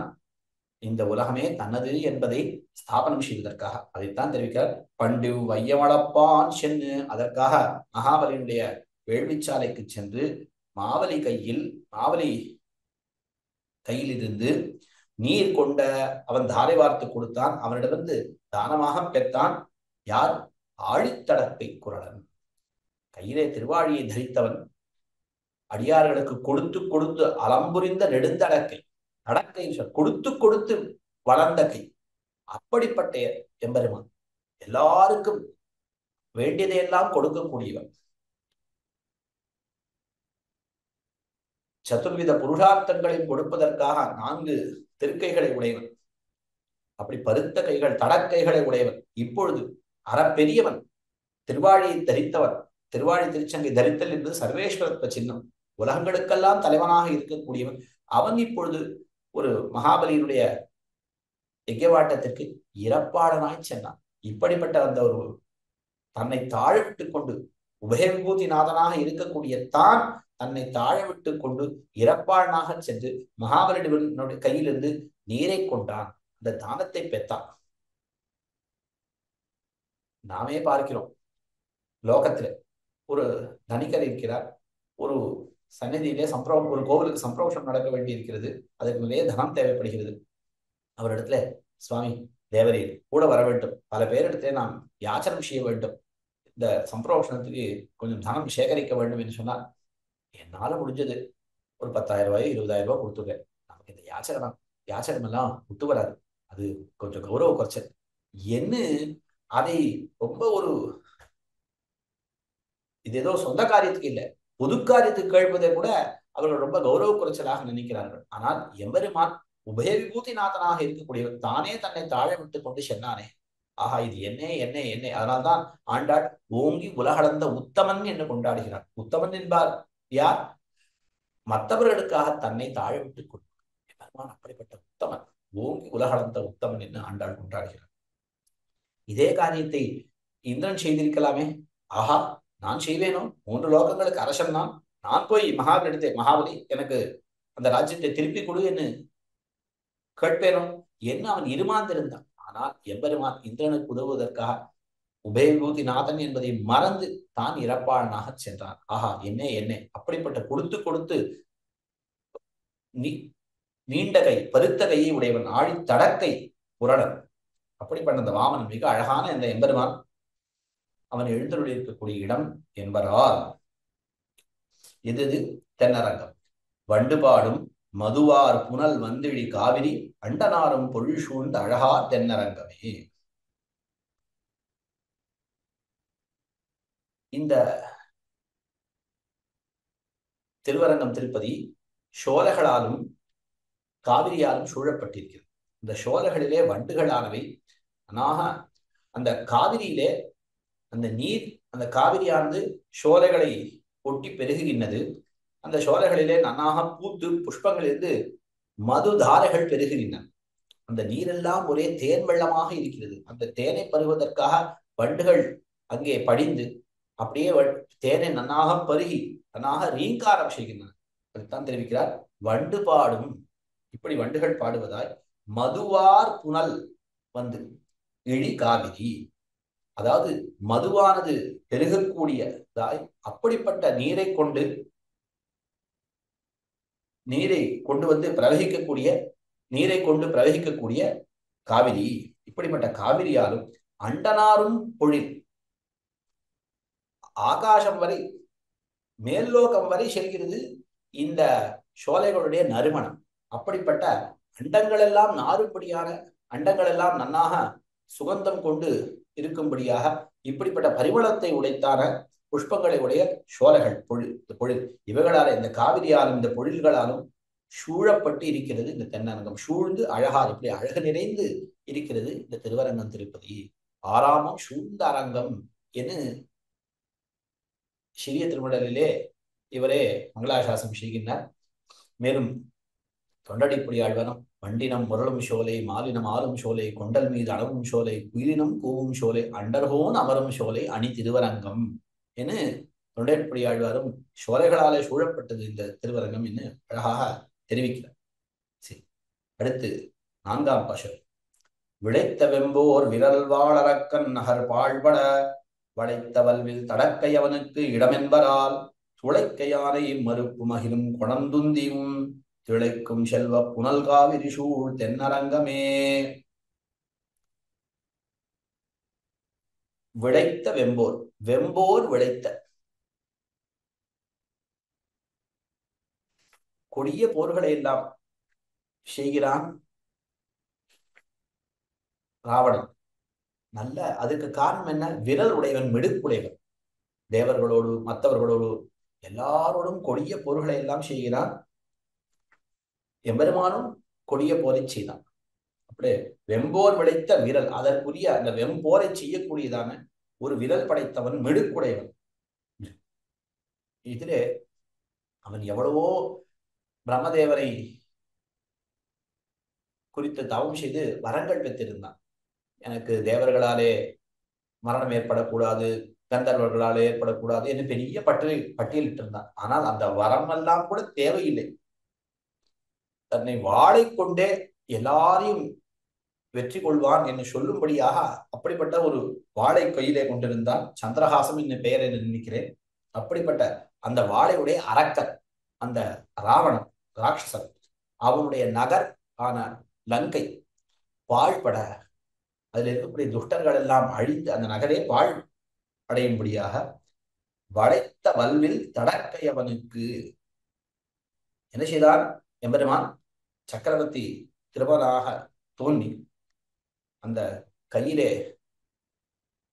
வில்லை பிடித்தான். அந்த வலிய வில், அந்த வில்லை வளைத்து அப்படிப்பட்ட வில்லை பிடித்துக் கொண்டு அந்த தடக்கையோடு நிற்கிறான். அப்படிப்பட்ட அந்த எம்பெருமான் வளைத்த வல்வில் தடக்கை அவனுக்கு, அப்படிப்பட்ட அந்த சக்கரவர்த்தி திருமணாக்கு தன்னுடைய வில்லை கொண்டு, அதாவது தான் சர்வேஸ்வரனாக இருந்து சங்கல்பத்தாலேயோ சக்கராயுதத்தாலேயோ அந்த ராவணனை அழிக்கவில்லை. ஏனென்றால் அவன் தெய்வங்களாலே எனக்கு மரணம் வரக்கூடாது என்று கேட்டிருந்தான் அந்த பிரம்மாவிடத்தை. பிரம்மா கொடுத்த வரம் பொய்க்கலாகாது என்பதற்காக அந்த பட்டியலிலே. ஆனால் அவன் மனிதர்களை விட்டுவிட்டான். இந்த மனிதர்கள் என்ன செய்வார்கள் என்கிற ஒரு எண்ணத்தினால். ஆகையினாலே எம்பெருமான் ஒரு தசரத சக்கரவர்த்திக்கு பிள்ளையாய் மனிதனாய் தோன்றி அந்த மனுஷ பாவனையிலேயே ஒரு க்ஷத்திரிய தன்மைக்கு சேர கையிலே வில்லை கொண்டு அந்த வில்லை வளைத்து அம்புகளை எய்து அவனுடைய தலைகளை கொய்து அந்த ராவணனை கொன்றான். அப்படிப்பட்ட எம்பெருமான் வளைத்த வல்வில் தடக்கை அவனுக்கு, அப்படி தடக்கை அவனு அப்படிப்பட்ட எம்பெருமானுக்கு இடம் துளைக்கையானை மறுப்பு மகிழும் கொணந்து உந்தி முன் திளைக்கும் செல்வ புனல் காவிரி சூழ் தென்னரங்கமே. பெரும்பாலும் காவிரியாலே சூழப்பட்டதை வர்ணிக்கிறார். இங்கே அந்த காவிரியுடைய நீரிலே இந்த யானையினுடைய தந்தங்கள் வருகின்றன. அந்த தந்தங்களை அடித்துக் கொண்டு வருகிறது இந்த காவிரி. துளைக்க யானை, துளை கொண்ட கை, துதிக்கை. இந்த துதிக்கையுடைய யானை, அந்த யானையினுடைய மறுப்பு, இந்த யானையினுடைய தந்தம் என்ன, தந்தங்கள் என்ன, அகிர்கட்டைகள் என்ன, இவைகளெல்லாம் கொணர்ந்து முன் உந்தி இந்த பெரிய பெருமாளுக்கு ஒரு காணிக்கை செலுத்துவது போல இது செலுத்துகின்றதான் இந்த காவிரி. முன் உந்தி பெருமான் அந்த முன்னே அது செலுத்துகிறது, அதை சமர்ப்பிக்கின்றதாம் ஒரு உபகாரமாக, காணிக்கையாக. பட்டர் அழகாக மங்களாசாசனம் செய்கின்றார். துக்தாப்திர்ஜனகோ ஜனன்யஹமியம் ஷீரேவ புத்ரி வர ஸ்ரீரங்கேஸ்வர ஏததர்ஹ கிம் குர்யாமிதி வாகுலா சஞ்சச்சாமர சந்திரச்சந்தன மகா மாணிக்ய உக்தோத்கரான் காவேரி லஹரீகரை விதததி பரியேதி சாசேவ்யதாம் என்று அழகாக மங்களாசாசனம் செய்கிறார் தம்முடைய ஸ்ரீரங்கராஜஸ்தவத்திலே பூர்வ சதகத்தில். அதாவது இந்த காவிரி தாயார் நினைத்தாளா, நம்முடைய பெண் இந்த ஸ்ரீரங்க நாச்சியார், நாமோ காவேரி, பொன்னி என்று நமக்கு பெயர். அதாவது இந்த கோலார் கோல்ட்ஃபீல்ட் எல்லாம் இருக்குமே, அங்கிருந்துதான் இந்த காவிரி பெருகுகின்றது. ஆகையினாலே அதிலே பொன் துகள்கள் எல்லாம் இருக்கணும். காவிரிக்கு ஹேமாபகா என்று வடமொழியிலே பெயர், பொன்னி என்று தமிழிலே சொல்வார்கள். அதே பொன்னையே கொண்டு வந்து தள்ளும். அப்படிப்பட்ட நல்ல செல்வச் செழிப்புடையவள் காவிரி. அவள் சாதாரணமாக நதிகளுக்கு பிறப்பிடம் மலை, காவிரிக்கு சஹ்யமலை, சஹ்யாதி. அவள் சேரக்கூடிய இடம்தான் புகுமிடம் கடல். இந்த கடலுக்கு என்ன பெயர்? ரத்னாகரஹா என்று பெயர். ரத்னங்கள் நிறைந்திருக்கக்கூடியது கடல். ஆஹா,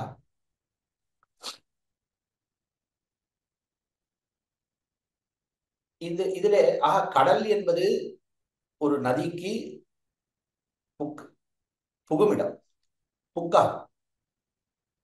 இப்பொழுது ஸ்ரீரங்க நாச்சியார் பெரிய பிராட்டியார் இருக்கிறாளே, அவள் திருப்பார்கடலிருந்து தோன்றியவள், கடலிருந்து தோன்றியவள். கடல் நதிக்கு கணவன் போன்று. அதனால காவிரி தாயர் நினைக்கிறார். துக்தாப்திர் ஜனகா ஜரண்யகம். இந்த ஸ்ரீரங்க நாச்சியாருக்கு, இந்த பெரிய விராட்டியாருக்கு, இந்த ஸ்ரீ மகாலட்சுமிக்கு தந்தையார் துக்தாப்தி, திருப்பார்கடல், கடல். ஜனனி அகம், நான் இவளுக்கு தாயார். அவ பெற்றோர்கள் எப்படி இருக்கிறார்கள்? திருப்பார்கடல், கடல், அது ரத்னாகரம் என் பெயர், ரத்னங்களை உடைத்து. நானோ பொன்னி. இருவருமே செல்வச் செழிப்பு படைத்தவர்கள், நல்ல அந்தஸ்துடையவர். துக்தாப்திர் ஜனகா ஜனன்யகம் இயம் ஷீரேவ புத்ரி. இப்பொழுது இந்த இந்த ஸ்ரீரங்க நாச்சியார் இருக்கிற சாட்சாத் பெரிய பிராட்டியார், இந்த செல்வத்திற்கே அதிதேவதை. இப்பொழுது இவள்தான் மணப்பெண். வர ஸ்ரீரங்கேஸ்வரஹா. இவளை யாருக்கு நாம் கொடுக்கிறோம்? இவளை நாம் யாருக்கு விவாகம் செய்து கொடுக்கிறோம்? மணவாளனார் யார்? அழகிய மணவாளன், இந்த பெரிய நம்பெருமான். இவர் செங்கோலுடைய திருவரங்க செல்வனார் என்ன உபயபூதிநாதன், இந்த ரங்கராஜன். ஆகையினாலே வர ஸ்ரீரங்கேஸ்வரா. ஆகையினால நன்னாக இந்த ஷீர் எல்லாம் நன்னாக செய்ய வேண்டாமா? ஷீர் வரிசை எல்லாம் நன்னா செய்ய வேண்டாமா? எல்லாரும் அந்தஸ்து படைத்தவர்கள். தந்தையார் நல்ல அந்தஸ்து படைத்தவர், தாயார் நானும் நல்ல அந்தஸ்து படைத்தவள். என் பெண்ணோ ஐஸ்வர்யத்துக்கே அதிதேவதை. கொடுக்க வரக்கூடிய மாப்பிள்ளையோ உபயபூதிநாதன், செங்கோருடைய திருவரங்க செல்வன். ஆகையினாலே ஏததர்கம் ஏததர்கம் ஏததர்கம் கிம் குறியாம், இதுக்கு தகுதியாக நான் என்ன செய்வேன்? துக்தாப்திர் ஜனகோ ஜனன்யஹமியம் ஷீரேவ புத்ரி வர ஸ்ரீரங்கேஸ்வர ஏததர்க மிக ஏததர்கம் மிக கிங்குரியாம் இதி வாகுலா. அப்படின்னு ரொம்ப அவள் கலங்கி போறாள். இந்த கவலைதான் அவளுக்கு. என்ன செய்வது என்ன செய்வது என்ன செய்வது அப்படின்னு. அப்படி சஞ்சச்சாமர சந்திர சந்தன மகா மாணிக்க முக்தோத்கரான், சஞ்சச்சாமர சந்திர சந்தன மகா மாணிக்க முக்தோத்கரான். கீழே தெரிவித்தா போல சந்தன கட்டகள்னு சந்த மகா மாணிக்க முக்தோத்கரான், நிறைய மாணிக்கங்கள் என்ன, முத்துக்கள் என்ன, இது போல இந்த ஆணையினுடைய தந்தங்கள், இதையெல்லாம் கொண்டு வந்து சேர்க்கிறாள். காவேரி லஹரீகரையின் விதததி.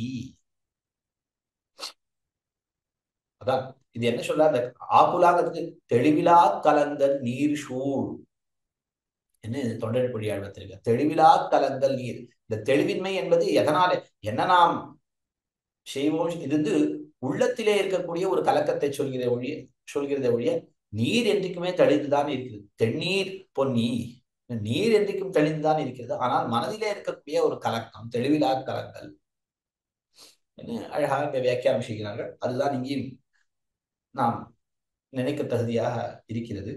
உழைக்க யானை மறுப்பு மகிழும் கொணர்ந்து உந்தி முன்னே அதை சமர்ப்பித்து இப்படி திளைக்கின்றது. அப்படி மிகவும் லீலாரசத்தை அனுபவிக்கின்றது இந்த காவிரி. திளைக்கும் இப்படிப்பட்ட செல்வங்களை உடைத்தான செல்வ புனல் நீரை கொண்ட காவிரி சூழ் தென்னரங்கமே என். அடுத்து 5ஆம் பாசுரம். வம்புலாம் கூந்தல் மண்டோதரி காதலன் வான்புக அம்புதன்னால் முனிந்த அழகனிடம் என்பதால் உம்பர்கோனும் உலகேழும் வந்தீண்டி வணங்கும் நல் செம்பனாரும் அதில் சூழ்ந்த அழகார் தென்னரங்கமே. மீண்டும் அந்த ராவணனை அழித்தமையை அனுசந்தித்தருள்கிறார் ஆழ்வார். வம்புலாம் கூந்தல் மண்டோதரி, வடமொழியிலே மந்தோதரி என்ன பெயர், இங்கே மண்டோதரி என்ன ஆயிற்று தமிழிலே. மறு உச்சம். நன்னா புஷ்பங்களை தரித்து நன்னா பரிமளம் நிறைந்திருக்கக்கூடிய கூந்தலை பெற்றவள் வம்புலாம் கூந்தல் மண்டோதரி. அவள் காதலன், அவளுக்கு நாயகனாக இருக்கிறான் இந்த ராவணன். அழகாக அவளோடு நன்னாக அழகு பொருந்தியவள். திருவடி முதலிலே மண்டோதரியை பார்த்து இவள்தான் பிராட்டியோ என்னே சந்தேகம் கொள்ளும்படியாக இருந்தாள். நல்ல ஒரு பதிவிரதை, அழகாக இவளோடு கூடியிருந்து நன்னாக போகங்கள் எல்லாம் அனுபவித்து நன்னாக வாழ்ந்திருக்கலாம். அவளுடைய கூந்தலிலே எப்பொழுதும் இந்த புஷ்பங்கள் சூடும்படியாய் அந்த பரிமளம் என்றும் நிலைத்திருக்கும்படியாக செய்திருக்கலாம். ஆனால் விதிரகோ பலவான் என்கிறபடியே மாற்றான் மனைவியிடத்திலே ஆசை கொண்டான். ஆகையினாலே அவன் வான் புகும்படியாக நேர்ந்தது, மாடும்படியாக நேர்ந்தது. அப்படிப்பட்ட அந்த ராவணன் வான்புக அம்புதன்னால் முனிந்த தன்னுடைய அம்பினாலே அவனை அழித்தான், கோபம் கொண்டான் எம்பெருமான். அப்படிப்பட்ட முனிந்த அழகன் ராமன். ராமன் என்கிற சொல்லுக்கே அழகன் என் அர்த்தம். ராமன் அபிராமன் அழகன். அப்படிப்பட்ட எம்பெருமான் எழுந்துடைய பிற்பாடு நம் போன்றவர்கள் அங்கே பிராட்டி ரட்சிப்பதற்காக அந்த ராவணனை அழித்தார்.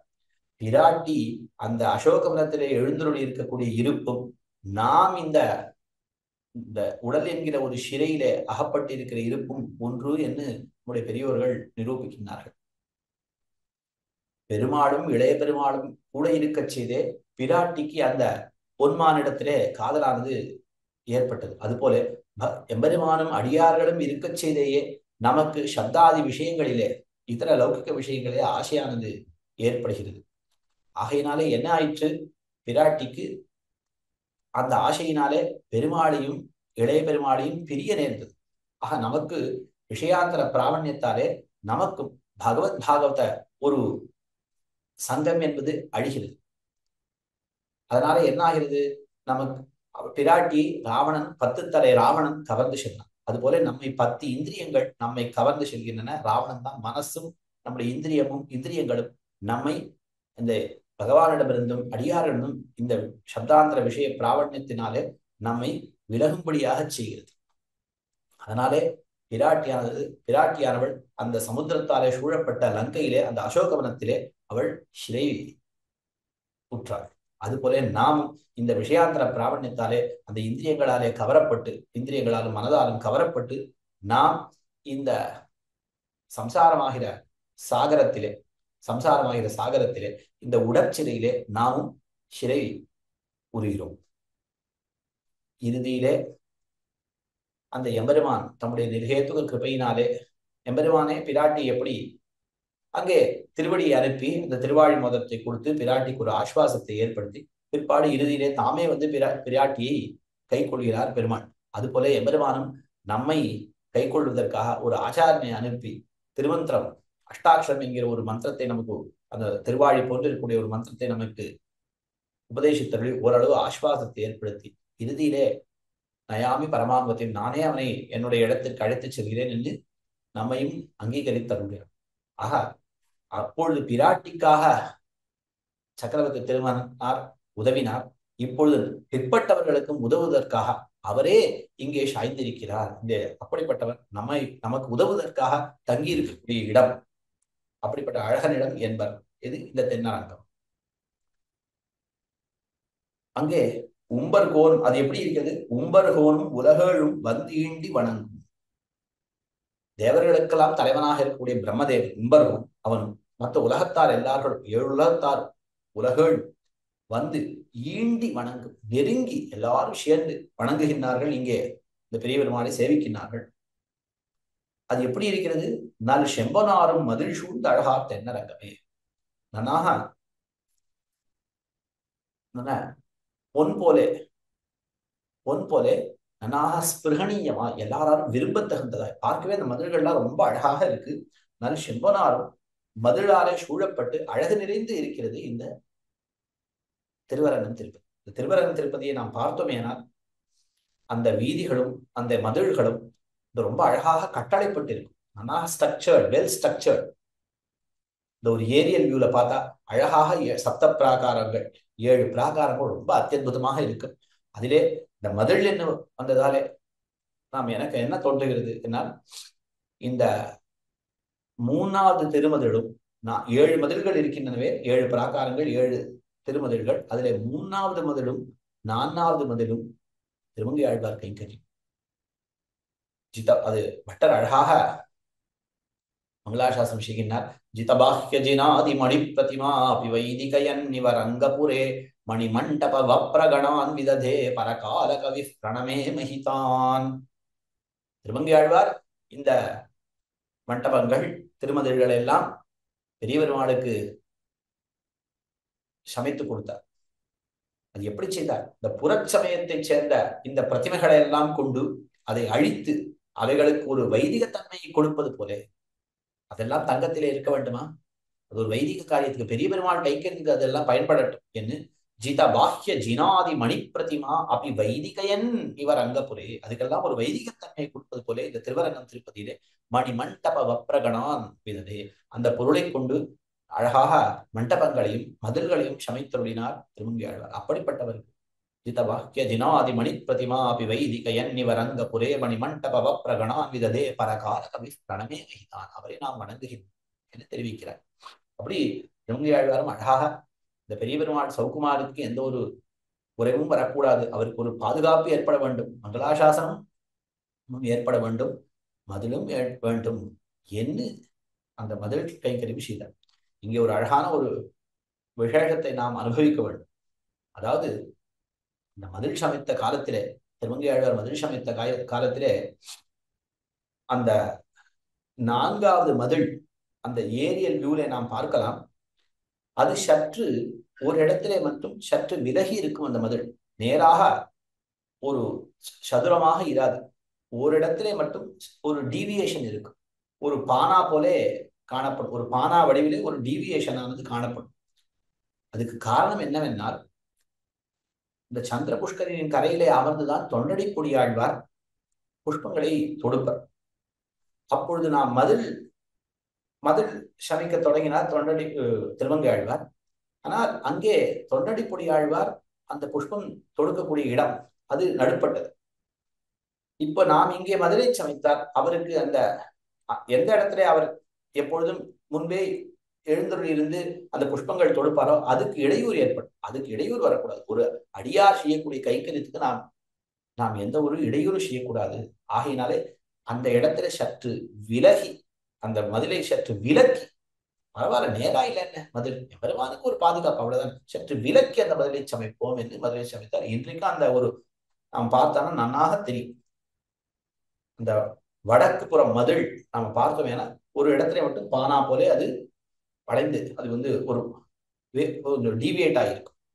இப்ப இப்படி செய்தாரே, நாம் எழுந்து நீர் வேற இடத்துல போய் புஷ்பங்களை தொடும் என்று சொல்லாமல் நாம் இருக்கிற இடத்துக்கு எந்த ஒரு, அவர் அந்த தீர்த்தத்தை எடுத்து வந்து தெளித்து இந்த சந்திர புஷ்கரணி கரையில இருந்து கொண்டு அந்த குழு இருக்கும் புஷ்பங்கள் வாடாது, அது தொடுப்பதற்கு பாங்காக இருக்கும். அதனால அதுக்கு எந்த ஒரு கைக்கரியத்துக்கு இடையூறும் இல்லாமல் அழகாக மதில் சமைத்தார் தொண்டடிப்புடி திருமங்கையாழ்வார். அந்த ஒரு உபகார ஸ்மிருதிக்காக தொண்டடிப்புடியாழ்வார் தம்முடைய அந்த மறு முதலியவைகளை திருத்துவதற்கு இருக்கக்கூடிய அந்த கத்திக்கு அருள்மாரி என்று திருநாமிட்டார். இந்த திருமங்கையாழ்வார் திருநாமிட்டார் என்று கூட நாம் அறிகிறோம். அப்படிப்பட்ட அழகான மதில்களாலே சூழப்பட்டு அழகுடன் விளங்குவது இந்த திருவரங்கம் திருப்பதி என்று தெரிவிக்கிறோம். அடுத்து 6ஆம் பாசுரம். கலையுடுத்த அகலல்குல் வன்பே மகள் தாயன முலை உடுத்தாள் உயிர் உண்டவன் வாழிடம் என்பரால் உலையெடுத்த கதலி பொழுடும் வந்துந்தி முன் அலையெடுக்கும் புனல் காவிரி சூழ் தென்னரங்கமே. பூதனை அழித்தமை முன்னடிகளிலே தெரிவிக்கிறார் ஆழ்வார். அதாவது எம்பெருமான் வாமனனாக மகாபலியுடைய யஜ்ஞவாட்டத்துக்கு சென்றானே, அப்பொழுது அந்த வாமனமூர்த்தியினுடைய அழகை கண்டு எல்லாரும் மனதை பறிகொடுத்தார்கள். மகாபலி அந்த அழகுக்கு தோத்தான். மகாபலியினுடைய பெண் ரத்னாவளி என்று பெயர். அவளும் ஆஹா இவ்வளவு அழகான ஒரு பிள்ளையா, இப்படிப்பட்ட ஒரு பிள்ளையை பெற்றெடுத்து அவனுக்கு பால் கொடுக்க வேண்டும் என்று அவள் நினைத்தாள் முதலிலே. பிற்பாடு தன் தந்தையை இந்த பாதாளத்திலே தள்ளிவிடவே இந்த வாமனனை அழிக்க வேண்டும், இவனை அழிக்க வேண்டும் என்கிற ஒரு எண்ணமும் கொண்டாள். இந்த 2 எண்ணமும் ஒன்றாக சேர்ந்து பிற்பாடு அவள் பூதனையாக பிறந்தாள். கண்ணனுக்கு பாலையும் கொடுத்தாள், கண்ணனை கொல்ல வேண்டும் என்னும் நினைத்தாள். ஆகையினாலே அந்த பாலிலே விஷத்தை கலந்தாள். தன்னுடைய முலையிலே விஷத்தை சேர்த்து விஷத்தை தடவி அந்த விஷத்தோடு சேர்த்து அந்த கண்ணனுக்கு பாலை கொடுத்து கண்ணனை அழிக்க வேண்டும் என்று நினைத்தாள். ஆனால் அவளுடைய எண்ணத்தை பிழைப்பித்து அதை பொய்யாக்கி அவளே முடியும்படியா செய்தான் கண்ணன். சிறு பிராயத்தில் அதை தெரிவிக்கிறார். கலை உடுத்த அகலல்குள் வன்பே, அதாவது நனாக யசோதை பிராட்டி போல நனாக தன்னை அலங்கரித்து வருகிறாள். நனாக வஸ்திரங்களை தரித்துக் கொண்டு பட்டுக்களை எல்லாம் தரித்துக் கொண்டு வருகிறாள். கலை உடுத்த பட்டாடை உடுத்த அகலல்குள். ஆனால் யசோதை பிராட்டிக்கு இவளுக்கும் ஒரு வாசி உண்டு. இவள் வன்மை உடையவள், அவள் மென்மை உடையவள், அவள் மெல்லியள் க்ஷமிக்கணும், மெல்லியதாள், அந்த மென்மையான சுபாவம் உடையவள். இவள் வன்மை உடையவள், அதுதான் வாசி, வன்மை உடையவள். அப்படிப்பட்ட அந்த பேய் மகள், அந்த பூதனை, அவள் தாயென வந்தாள், தாய் போலே வந்தாள். தாயென முலை கொடுத்தாள் கண்ணனுக்கு, அந்த விஷத்தோடு கூடிய முலைப்பாலை கொடுத்தாள். ஆனால் அந்த முலைப்பாலோடு சேர்ந்து அவருடைய உயிரையும் சேர்த்து எம்பெருமான் உண்டான். அப்படிப்பட்ட அந்த முலை கொடுத்தாள், உயிருண்டவன். அப்படி அந்த விரோதிய ஆன அந்த பூதனையை போக்கினா போல நம்முடைய விரோதிகளை எல்லாம் போக்குவதற்காக வாழிடம் என்பர் இது இந்த தென்னரங்கம். அது எப்படி இருக்கிறது? உலையெடுத்த கதலி பொள்ளூடும் வந்துந்தி முன் அலையெடுக்கும் புனல் காவிரிஷு தென்னரங்கம். நிறைய வாழை தோப்புகள் இருக்கின்றன திருவரங்கம் திருப்பதியை சுற்றி. காவிரி அந்த வாழை தோப்புக்குள்ளே எல்லாம் பெருகிறது. அந்த நன்னாக குலை கொண்டு இருக்கக்கூடிய பெரிய குலைகள், அந்த வாழை மரத்தை வேரோடு பறித்து கொண்டு வருகிறது இந்த காவிரி. குலையெடுத்த கதறி பொள்ளூடும் வந்து அதை உந்தி அதை தள்ளிக்கொண்டு அலையெடுக்கும் புனல், தன்னுடைய அலைகளாலே அந்த மரத்தையே இழுத்து கொண்டு, இந்த வாழை மரங்கள் நன்னாக குலையோடு கூடிய பெரிய பெரிய வாழை மரங்களை எல்லாம் அந்த அலையாலே தள்ளி அவைகளை அப்படியே இழுத்து கொண்டு வருகின்றது இந்த காவிரி. பெரிய பெருமாடு கொண்டு வந்து அந்த வாழைத்தார்களை சமர்ப்பிக்கின்றது இந்த காவிரி தாயார். அப்படி அலையெடுக்கும் புனல் காவிரி சூழ் தென்னரங்கமே என்று அழகாக வர்ணிக்கிறார். அடுத்து 7ஆம் பாசுரம். கஞ்ச நெஞ்சும் கடுமல்லரும் சகடமும் காலினால் துஞ்சவென்ன சுடராழியான் வாழிடம் என்பரால் மஞ்சு சேர் மாளிகை நீடகில் புகையும் மாமலையோர் செஞ்சொல் வேள்வி புகையும் கமழும் தென்னரங்கமே. இந்த பூத்தனை தொடங்கி எத்தனையோ ஆசுர பிரகதிகளை, துஷ்டர்களை கண்ணனை அழிப்பதற்காக கம்சன் ஏவினான். அனைவரையும் கண்ணன் கொன்றான். சரி, அங்கே அவனை கொல்ல முடியாது. திருவாய்ப்பாடியிலே கண்ணனை கொல்ல இயலாது. இங்கே மதுரைக்கு அழைத்து கண்ணனை கொல்ல வேணும் என்று நினைத்தான் கம்சன். ஆனால் எல்லா அவர்களையும் அந்த அந்த அதுக்காக என்ன செய்தான்? மதுரா பட்டணத்தில் ஒரு வில்விழவு என்கிற ஒரு ஏற்பாடை செய்து அந்த வில்விழவிலே இந்த வில்விழவை பார்ப்பதற்காக கண்ணனை அழைத்து அங்கே முரட்டு மல்லர்களோடு கண்ணனை போரிடும்படியாக செய்தான். இந்த முரட்டு மல்லர்களை எல்லாம் கண்ணன் அழித்தான். முரட்டு மல்லர்களையும் அழித்து அந்த மல்லர்களை எல்லாம் அழிப்பதை பார்த்தவாறே கம்சனுக்கு மிகவும் பயம் ஏற்பட்டது. அப்படியே தன்னுடைய ஆசனத்தை மேலெழும்பச் செய்தான். ஒரு லீவர் மாதிரி ஒன்றத்தை வைத்து அந்த ஒரு மல்லராக அழிக்க கம்சன் என்ன செய்தான்? அந்த ஸ்டேடியம்னு சொல்லுவாரு, அது சுற்றிலும் பார்த்து கொண்டிருக்கிறார்கள். அந்த நடுவிலே அந்த ரங்கத்திலே அந்த மல்யுத்தம் நடக்கிறது. கம்சன் மேலே இருக்கிற இடத்துல இருக்கிறான். மேலே சென்று விட்டான். ஆனால் கண்ணன் நினைச்சுதான் ஒரு ஹை ஜம்ப் செய்யுமா போல அந்த நேரா கம்சன் எங்க அமர்ந்திருக்கிறானோ அவ்விடத்துக்கு சென்று நேரே கம்சன் மேலே பாய்ந்து அவனுடைய முடியை கீழே தள்ளி அவனுடைய மயிரை பிடித்து அவனை கீழே விழச்சு அப்படியே நேராக அவனுடைய மார்பிலே தன்னுடைய திருவடியை கொண்டு அப்படியே வந்து குதித்தான். தன்னுடைய கைகளால 4 குத்து குத்தினான். அவன் காலை கொண்டு திருவடியை கொண்டு அப்படியே அவன் மார்பிலே வந்து விழுந்தான்.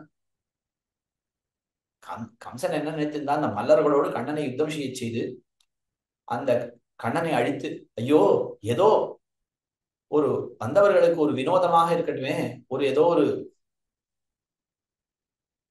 ஒரு என்டர்டெயின்மெண்டாக இருக்கட்டும், ஒரு சிறு பிள்ளை மல்லர்களோடு யுத்தம் செய்கிறான் பாருங்கள் அப்படிங்கிறதுக்காக நான் இந்த மல்யுத்தத்தை ஏற்பாடு செய்தேன். நீ இப்படி அழிந்து விட்டாயே என்று முதலை கண்ணீர் விட வேண்டும் என்று நினைத்திருந்தான். ஆனால் அந்த அந்த கஞ்சனுடைய நினைவை பிழைப்பித்து என்ன செய்தான் கண்ணன்? இப்ப அதே மாதிரி தான் முதலை கண்ணீர் விடுகிறான்.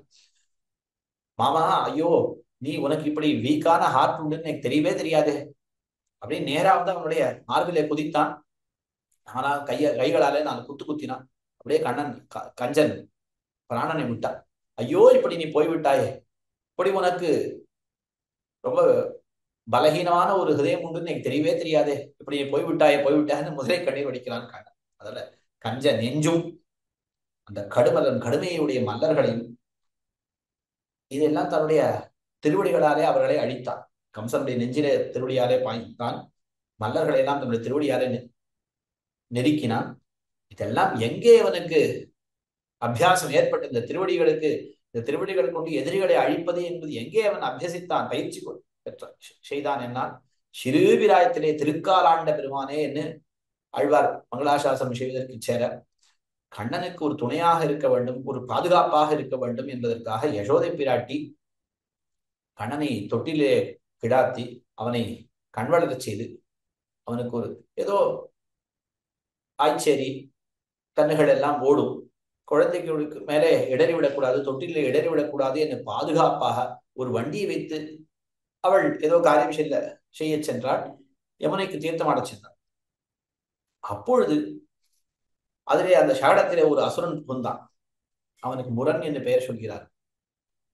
இது எங்களாழ்வான் ஸ்ரீவிஷ்ணு புராண வியாக்கியானத்தை தெரிவிக்கிறார். முரண் என்று அவனுக்கு பெயர். நரகனுடைய மந்திரி ஒரு முரண் என்று ஒருவன் தான். அவன் வேறு, இவன் வேறு. இவனுக்கு முரண் என்று தான் பெயர். அந்த முரண் என்கிற அசுரன் அதுக்குள்ளே புகுந்தான், கண்ணனை அழிக்க வந்தான். அப்படியே அந்த வண்டியானது நகர்ந்து வந்து கண்ணனை மோத வந்தது. கண்ணன் சரியாக அப்பொழுது விழித்துக் கொண்டான். அவள் ஏதோ அந்நியபறையாக இருந்தாள் யசோதை. கண்ணன் உறக்கத்திலிருந்து அவனை உறங்கவே இல்லையே, விழித்தா போல விழித்து பசியினாலே குழந்தைகள் அந்த பாதங்களை உதைப்பார்களே, அதுபோல அந்த குழந்தை அதுபோல திருவடியை உதைத்தான். இந்த சரியாக அந்த சகடம் இருந்த அந்த அசுரன் பாய்ந்து வருவதற்கும் கண்ணன் திருவடிகளை உதைப்பதற்கும் சரியாக இருந்தது. அந்த சகடமானது சுக்குநூறாக உடைந்தது. பொன்னச் சகடம் உதைத்தாய் புகழ் போத்திய ஆண்டாளும் மங்களாசாசனம் செய்தார். அப்படிப்பட்ட அந்த சகடமும் காலினால் துஞ்ச எல்லாம் தன்னுடைய திருவடிகளை அனைவரையும், அந்த சகடத்தையும் சரி, அது முதலிலே அபியாசம் செய்து வைத்தான். அந்த மல்லர்களையும் சரி, அந்த கஞ்சனையும் சரி, கஞ்சனுடைய நெஞ்சையும் சரி, எல்லாவற்றையும் தன்னுடைய திருவடிகளாலே அழித்தான் எம்பெருமான். அந்த துஞ்ச வென்றான் யார்? சுடராழியான். கையிலே திருவாழியை பிடித்தவன் தான். ஆனால் திருவாழியை கொண்டு காரியம் செய்ய முடியாது, சிறு பிள்ளையாக இருக்கிறான். ஆகினாலே ஒரு மனிதனாக, ஒரு சிறு குழந்தையாக இருந்து கொண்டு எல்லாரையும் தன்னுடைய திருவடியாலேயே அழித்தொழினான் எம்பெருமான். அப்படிப்பட்டவன் நம்முடைய விரோதிகளை எல்லாம் போக்குவதற்காக, பிற்பட்டார்களுடைய நம்முடைய விரோதிகளை போக்குவதற்காக வாழிடம் மஞ்சிசேர் மாளிகை நீடகில் புகையும் மாமரையோர் செஞ்சொல் வேள்வி புகையும் கமழும் தென்னரங்கம். இந்த திருவரங்கம் அப்படியே நறுமணம் கமழ்கின்றது. எதனாலே என்னால் அந்த மாளிகைகளிலே நனாக அகில் கட்டையின் மூலமாக நனாக ஒரு நறுமணம் கொண்ட ஒரு புகையை போடுகின்றார்கள், புகையை எழுப்புகின்றார்கள். அந்த மாளிகைகள் எப்படி இருக்கின்றன? மஞ்சுஷேர் மாளிகை, மேகமதத்தளவும் மேகமண்டலம் வரை, அந்த ஆகாயம் வரை உயர்ந்திருக்கக்கூடிய மாளிகைகள். அப்படிப்பட்ட மாளிகைகள்ல இருக்கக்கூடிய அந்த நீடகில் புகை, நல்லா அதிகமாக பெருகக்கூடிய அந்த அகில் புகை என்ன? அதற்கு மேலே மாமரையவர்கள், நன்னாக வேதத்தை நன்னாக கற்றுணர்ந்தவர்கள், அவர்கள் வேள்விகள் செய்கின்றார்கள். செஞ்சொல் வேள்வி, செஞ்சொல் என்பது வேதத்தை குறிக்கின்றது. வேதத்திலே சொல்லப்பட்ட வேள்விகளை எல்லாம் செய்கிறார்கள் இங்கே இருக்கக்கூடிய வைதிகர்கள். அந்த வேள்வியிலே உண்டான புகை, வேள்வி புகை. இந்த திருமாளிகளிலிருந்து உண்டாகக்கூடிய அகில் புகை என்ன? இந்த வேள்விச்சாலைகளிலிருந்து உண்டாகக்கூடிய இந்த வேள்வி புகை என்ன? இது இரண்டும் சேர்ந்து அப்படியே நனாக நறுமணம் வீசுகின்றது இந்த திருவரங்கம் திருப்பதியிலே என்று தெரிவிக்கின்றார். அடுத்து 8ஆம் பாசுரம். ஏன மீனம் ஆமையோடு க்ஷமிக்கணும். ஏன மீனம் ஆமையோடு அறியும் சிறுகுறளுமாய் தானுமாய தரணித் தலைவனிடம் என்பதால் வானும் மண்ணும் நிறைய புகுந்தீண்டி வணங்கும் நல் தேனும் பாலும் கலந்த அன்னபரிஷேர் தென்னரங்கமே. எம்பெருமான் அஜாயமானஹா பகுதா விஜாயத்தே என்று வேதத்தாலே கொண்டாடப்படுகின்றான். அடியார்களை ரட்சிப்பதற்காக பற்பல அவதாரங்களை செய்கின்றான். அந்த அவதாரங்களை எல்லாம் தெரிவிக்கிறார் ஆழ்வார். பிரசித்தமான தசாவதாரம், அதிலே சில அவதாரங்களை தெரிவிக்கிறார். ஏனமாய் வராகமாய் எம்பெருமான் திருவவதாரம் செய்தான். மானவிலா பன்னியா என்று அபிமானவிலா பன்னியா என்று வியாக்கியானம் செய்கின்றார்கள் ஆண்டாள் ரிஷி சுக்திக்கு. அப்படிப்பட்ட பூமி பிராட்டியை ரட்சிப்பதற்காக ஏனமாய் வராகமாய் திருவவதாரம் செய்தான். மீனாக திருவவதாரம் செய்தான். வேதங்களை இந்த உலகத்திற்கு மீட்டுத் தருவதற்காக மீனாக ஒரு மத்ஸ்யாவதாரம் செய்தான். உலகங்களை ரட்சிப்பதற்காக ஆமையாய் அந்த மந்தரமலையை கொண்டு திருப்பார்கடலை கடைந்த பொழுது அந்த மந்தரமலை கீழே அமிழ பார்க்கவே அதை தாங்குவதற்காக ஆமையாக தோன்றினான் எம்பெருமான். கூர்மாவதாரம் செய்தான். அதற்கு மேலே நரங்கலந்த சிங்கமாய் அரியாய் சிங்கமாய் அந்த பிரகலாத ஆழ்வானை ரட்சிப்பதற்காக இரண்யனை அழிப்பதற்காக நரங்கலந்த சிங்கமாய் தோன்றினான். சிறு குரலுமாய் கீழேயே நாம் அனுபவித்தோம். மகாபலியிடமிருந்து இந்த உலகங்களை யாச்சித்து பெறுவதற்காக ஒரு வாமனனாக எம்பெருமானுடைய வேள்விச்சாலைக்கு சென்றான். சிறு குரலுமாய் எம்பெருமான் திருவவதாரம் செய்தான். தானுமாய, இங்கே தானுமாயே என்கிற சொல்லினாலே சக்கரவர்த்தி திருமானாக திருவவதாரம் செய்தது குறிக்கப்படுகிறது.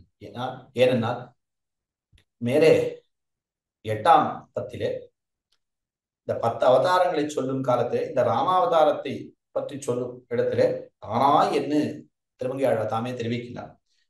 மீனோடு ஆமை கேழல் அரிகுரலாய் முன்னுமிராமனாய் தானாய் பின்னுமிராமனாய் தாமோதரனாய் கற்கியுமானான் தன்னை என்று தெரிவிக்கிறார். ஆக மீனோடு ஆமை மத்ஸ்யம் கூர்மம் கேழல் வராகம் அரி நரசிம்ஹம் குரல் வாமனம் வாமனாவதாரம் முன்னுமிராமனாய் பரசுராமனாய் தானாய் இது ராமாவதாரம் பின்னுமிராமனாய் பலராமாவதாரம் தாமோதரனாய் கண்ணனாய் தாமத்தாலே கயிற்றினாலே கட்டப்பட்ட திருவுதரத்தை உடையவன் கற்கியுமானான் என்று 10 அவதாரங்களை தெரிவிக்கும் இடத்திலே தானாய் என்று ராமாவதாரத்தை தெரிவிக்கிறார். ஆக இங்கேயும் தானுமாய அந்த சக்கரவர்த்தி திருமகனாக திருவவதரித்தமை அதை தெரிவிக்கிறார் தானுமாயன்னு. அப்படிப்பட்ட தரணி தலைவனிடம், இந்த உலகத்துக்கெல்லாம் தலைவனாக இருக்கக்கூடிய எம்பெருமான் இடம் என்பர் எது? வானும் மண்ணும் நிறைய புகுந்தீண்டி வணங்கும் நல் தேனும் பாலும் கலந்து அன்னவர்ஷே தென்னரங்கமே. அதாவது பெரிய பெருமாளை சேவிக்க வானத்தில் உள்ளோர் எல்லாரும் வருகிறார்கள், தேவர்கள் எல்லாம் வருகிறார்கள், மண்ணில் உள்ளோர் எல்லாரும் வருகிறார்கள். வானும் மண்ணும் நிறைய புகுந்து எல்லாரும் புகுந்து ஈண்டி வணங்கும், ஒருவரை ஒருவர் நெருக்கி கொண்டு சேவிக்கின்றார்கள் பெரிய பெருமாளை. அது எப்படி இருக்கிறதுனா நல் தேனும் பாலும் கலந்து தேனும் பாலும் கலந்தா போலே இருக்கிறது. நல் தேனும் பாலும் கலந்து அன்னவர்ஷே தென்னரங்கமே. பார்த்தாலே அந்த தேவர்களும் மனிதர்களும் சேர்ந்து பெரிய பெருமாளை சேவிக்கிறார்கள். இருவருக்கும் வாசியே தெரியவில்லை. தேனும் பாலும் கலந்தா போல பார்ப்பதற்கு மிகவும் அழகாக இருக்கிறது என்று தெரிவிக்கிறார் திருமங்கை ஆழ்வார். அடுத்து 9ஆம் பாசுரம். சேயன் என்னும் மிக பெரியன் நுண் நேர்மயனாய இம்மாயை யாரும் அறியா வகையான் இடமென்பதால் வேயின் முத்தும் மணியும் குழந்து ஆர்புனல் காவிரி ஆய புன்மா மதில் சூழ்ந்தழகார் தென்னரங்கமே. இந்த பாசுரத்துல இந்த சேயன் என்னும் இந்த என்றும் என்பதை அறியா வகையான் என்கிற இடத்துல சேர்க்க என்றும் அறியா வகையான். எம்பெருமான் சேயன், மிகவும் தூரத்திலே இருக்கக்கூடியவன், பரமதத்திலே எழுந்தருளி இருக்கக்கூடியவன், மிகப்பெரிய மிக மிக பெரியவன் எம்பெருமான். அதாவது எங்கும் பறந்து இருக்கக்கூடியவன், மிகப்பெரிய விபுஸ்வரூபன், எங்கும் பறந்து இருக்கக்கூடியவன். அதே சமயத்தில் நுண்ணேர்மயனாய நுண்ணேர்மயன், மிக பெரியவனாக இருக்கிறான். அதே சமயத்திலே அணுவுக்கும் அணுவாக இருக்கிறான். மிகச் சிறிய சூக்ஷ்மமான பொருளுக்குள்ளும் சூக்ஷ்மமான பொருளாக எம்பெருமான் இருக்கிறான். அனோரணியான் மகதோ மகியான் என்று வேதம் சொன்ன கணக்கிலே பெரிய எல்லா பெரிய பொருள்களை காட்டிலும் மிகப்பெரியவனாக இருக்கிறான். இந்த எம்பெருமானுடைய பகிர்வியாப்தி சொல்லப்படுகிறது. அதே போல எம்பெருமான் மிக சூக்ஷ்மமாகவும் சூக்ஷ்மமான பொருள்களுக்குள்ளே சூக்ஷ்மமாகவும் எம்பெருமான் எழுந்துள்ளிருக்கிறான். அந்தர்வியாப்தி சொல்லப்படுகிறது. மிகவும் தூரத்தை இப்படி இருக்கக்கூடியவன், மிகவும் தூரத்தை பரவத்தில் எழுந்துள்ளிருக்கக்கூடிய எம்பெருமான். இப்படிப்பட்ட இந்த எம்பெருமானுடைய இந்த ஆச்சரியத்தை யார் அறிவார்கள்? இம்மாயை என்னும் யாரும் அறியார்கள். இந்த இந்த எம்பெருமானுடைய ஆச்சரியமான இந்த சக்தி இருக்கிறது. பெரிய வஸ்துக்களை காட்டிலும் மிகப்பெரியவனாக இருத்தல், அதே போல சிறிய வஸ்துக்களை காட்டிலும் மிக சிறியவனாக இருத்தல். இப்படிப்பட்ட இந்த மாயை என்னும் யாராலும் இதை பரிச்சேதித்து அறியவே முடியாது. இதை உள்ளபடி அறியவே முடியாது. அறியா வகையான் அப்படிப்பட்டவன் மிக தூரஸ்தனாக இருந்தாலும் நம் போன்றவர்களுக்கு ஒரு ருச்சி பிறந்து இவர் நாம் ஆஹா இந்த எம்பெருமானை நாம் ஆசிரியிக்க வேண்டுமே என்று நமக்கு ஒரு ருச்சி பிறந்தால், ஐயோ எம்பெருமான் மிக தூரத்தில் இருக்கிறானே, அவனை நாம் சேவிக்க முடியாதே என்று கவலை கொள்ளாத வண்ணம் நமக்காக இங்கே இதோ இங்கே எழுந்துள்ளிருக்கிறான். அப்படிப்பட்டவன் எழுந்துள்ளிருக்கக்கூடிய இடம், நமக்காக எழுந்துள்ளிருக்கக்கூடிய இடம் தென்னரங்கம் என்பது. அது எப்படி இருக்குது? வேயின் முத்தும் மணியும் கொடந்து ஆர்ப்புணல் காவிரி. அந்த மூங்கில்களிலே முத்துக்கள் உண்டாகும் என்று சொல்வார்கள். அந்த மூங்கில்களை அப்படியே வேரோடு பறித்து கொண்டு வந்து அதிலிருந்து அந்த முத்துக்கள் அப்படியே இந்த தன்னுடைய அலைகளாலே அந்த மூங்கில்களை இழுத்து கொண்டு வருகின்றது. அந்த மூங்கில்கள் உடைந்து அந்த முத்துக்கள் வருகின்றன. அந்த முத்துக்களை அடித்து கொண்டு வருகின்றது இந்த காவிரியானது. இந்த வேயின் முத்தும் மணிகளையும் கொணர்ந்து இப்படிப்பட்ட மிகுந்த நீரை கொண்டதான இந்த காவிரியாலே சூழப்பட்டது. மேலும் ஆய பொன்மாமதில் சூழ்ந்து எம்பெருமானுடைய பெரிய பெருமானுடைய பெருமைக்கு சேர தகுதியாக இருக்கக்கூடிய அவருடைய சௌகுமாரியத்துக்கு எந்த ஒரு குறைவும் வாராமல் நன்னாக சமைக்கப்பட்ட பொன் போலே ஸ்பிருகணியமான பெரிய மதில்கள், மாமதில்கள் அந்த காவிரியாலும் இந்த மதில்களாலும் சூழப்பட்டு அழகாக இருக்கக்கூடிய, அழகு நிறைந்து இருக்கக்கூடிய தென்னரங்கம் என்று தெரிவிக்கிறார். இப்படி இந்த 9 பாசுரங்களை எம்பெருமான் எழுந்தருளியிருக்கக்கூடிய தென்னரங்கம் என்று சொல்லி இந்த பாசுரங்களை அபியாசம் செய்பவர்களுக்கு இன்னது பலன் என்று சொல்லி தலை கட்டுகிறார் ஆழ்வார். அல்லிமாதர் அமரும் திருமார்வன் அரங்கத்தை கல்லின் மண்ணு மதில் மங்கையர்கோன் கலிகன்னி சொல் நல்லிசை மாலைகள் 4 உடன் வல்லவர்தாம் உலகாண்டு பின் வானுலகு ஆழ்வரே. எம்பெருமான் பெரிய பிராட்டியாரை தன்னுடைய திருமார்பிலே கொண்டிருக்கிறான். அல்லிமாதர் அமரும் திருமார்வன், அந்த தாமரை மலரிலே தோன்றியவள் பெரிய பிராட்டியார். அந்த தாமரை மலரிலே உண்டான பரிமளமே ஒரு வடிவெடுத்தது என்று சொல்லும்படியாக அப்படி தோன்றியவள் பெரிய பிராட்டியார். அல்லிமாதர், அவள் நித்தியவாசம் செய்யும் இடம் எம்பெருமானுடைய திருமார்வன். அல்லிமாதர் அமரும் திருமார்வன். அந்த தாமரைப்பூ தோன்றி அந்த தாமரைப்பூவே மிகவும் மென்மை படைத்ததாக இருக்கும். ஆனால் அதுவே பிராட்டியுடைய மென்மைக்கு அதுவே ஒரு அருந்துதமாக இருக்கிறது. ஐயோ இது ரொம்ப இங்க இருக்கக்கூடியது, அது அடிகொதித்து அதை காட்டிலும் சுகுமாரமாக இருக்கக்கூடியது பெரிய பெருமாளுடைய திருமார்பு. ஆனா எம்பெருமானுடைய திருமார்பு என்று அங்கிருந்து பெரிய எம்பெருமானுடைய திருமார்பிற்கு வந்தால் அல்லிமாதர் அமரும் திருமார்வன் அகலையில்லேன் இறையுமென்னு அலர்மேல் மங்கை உரைமார்வன்.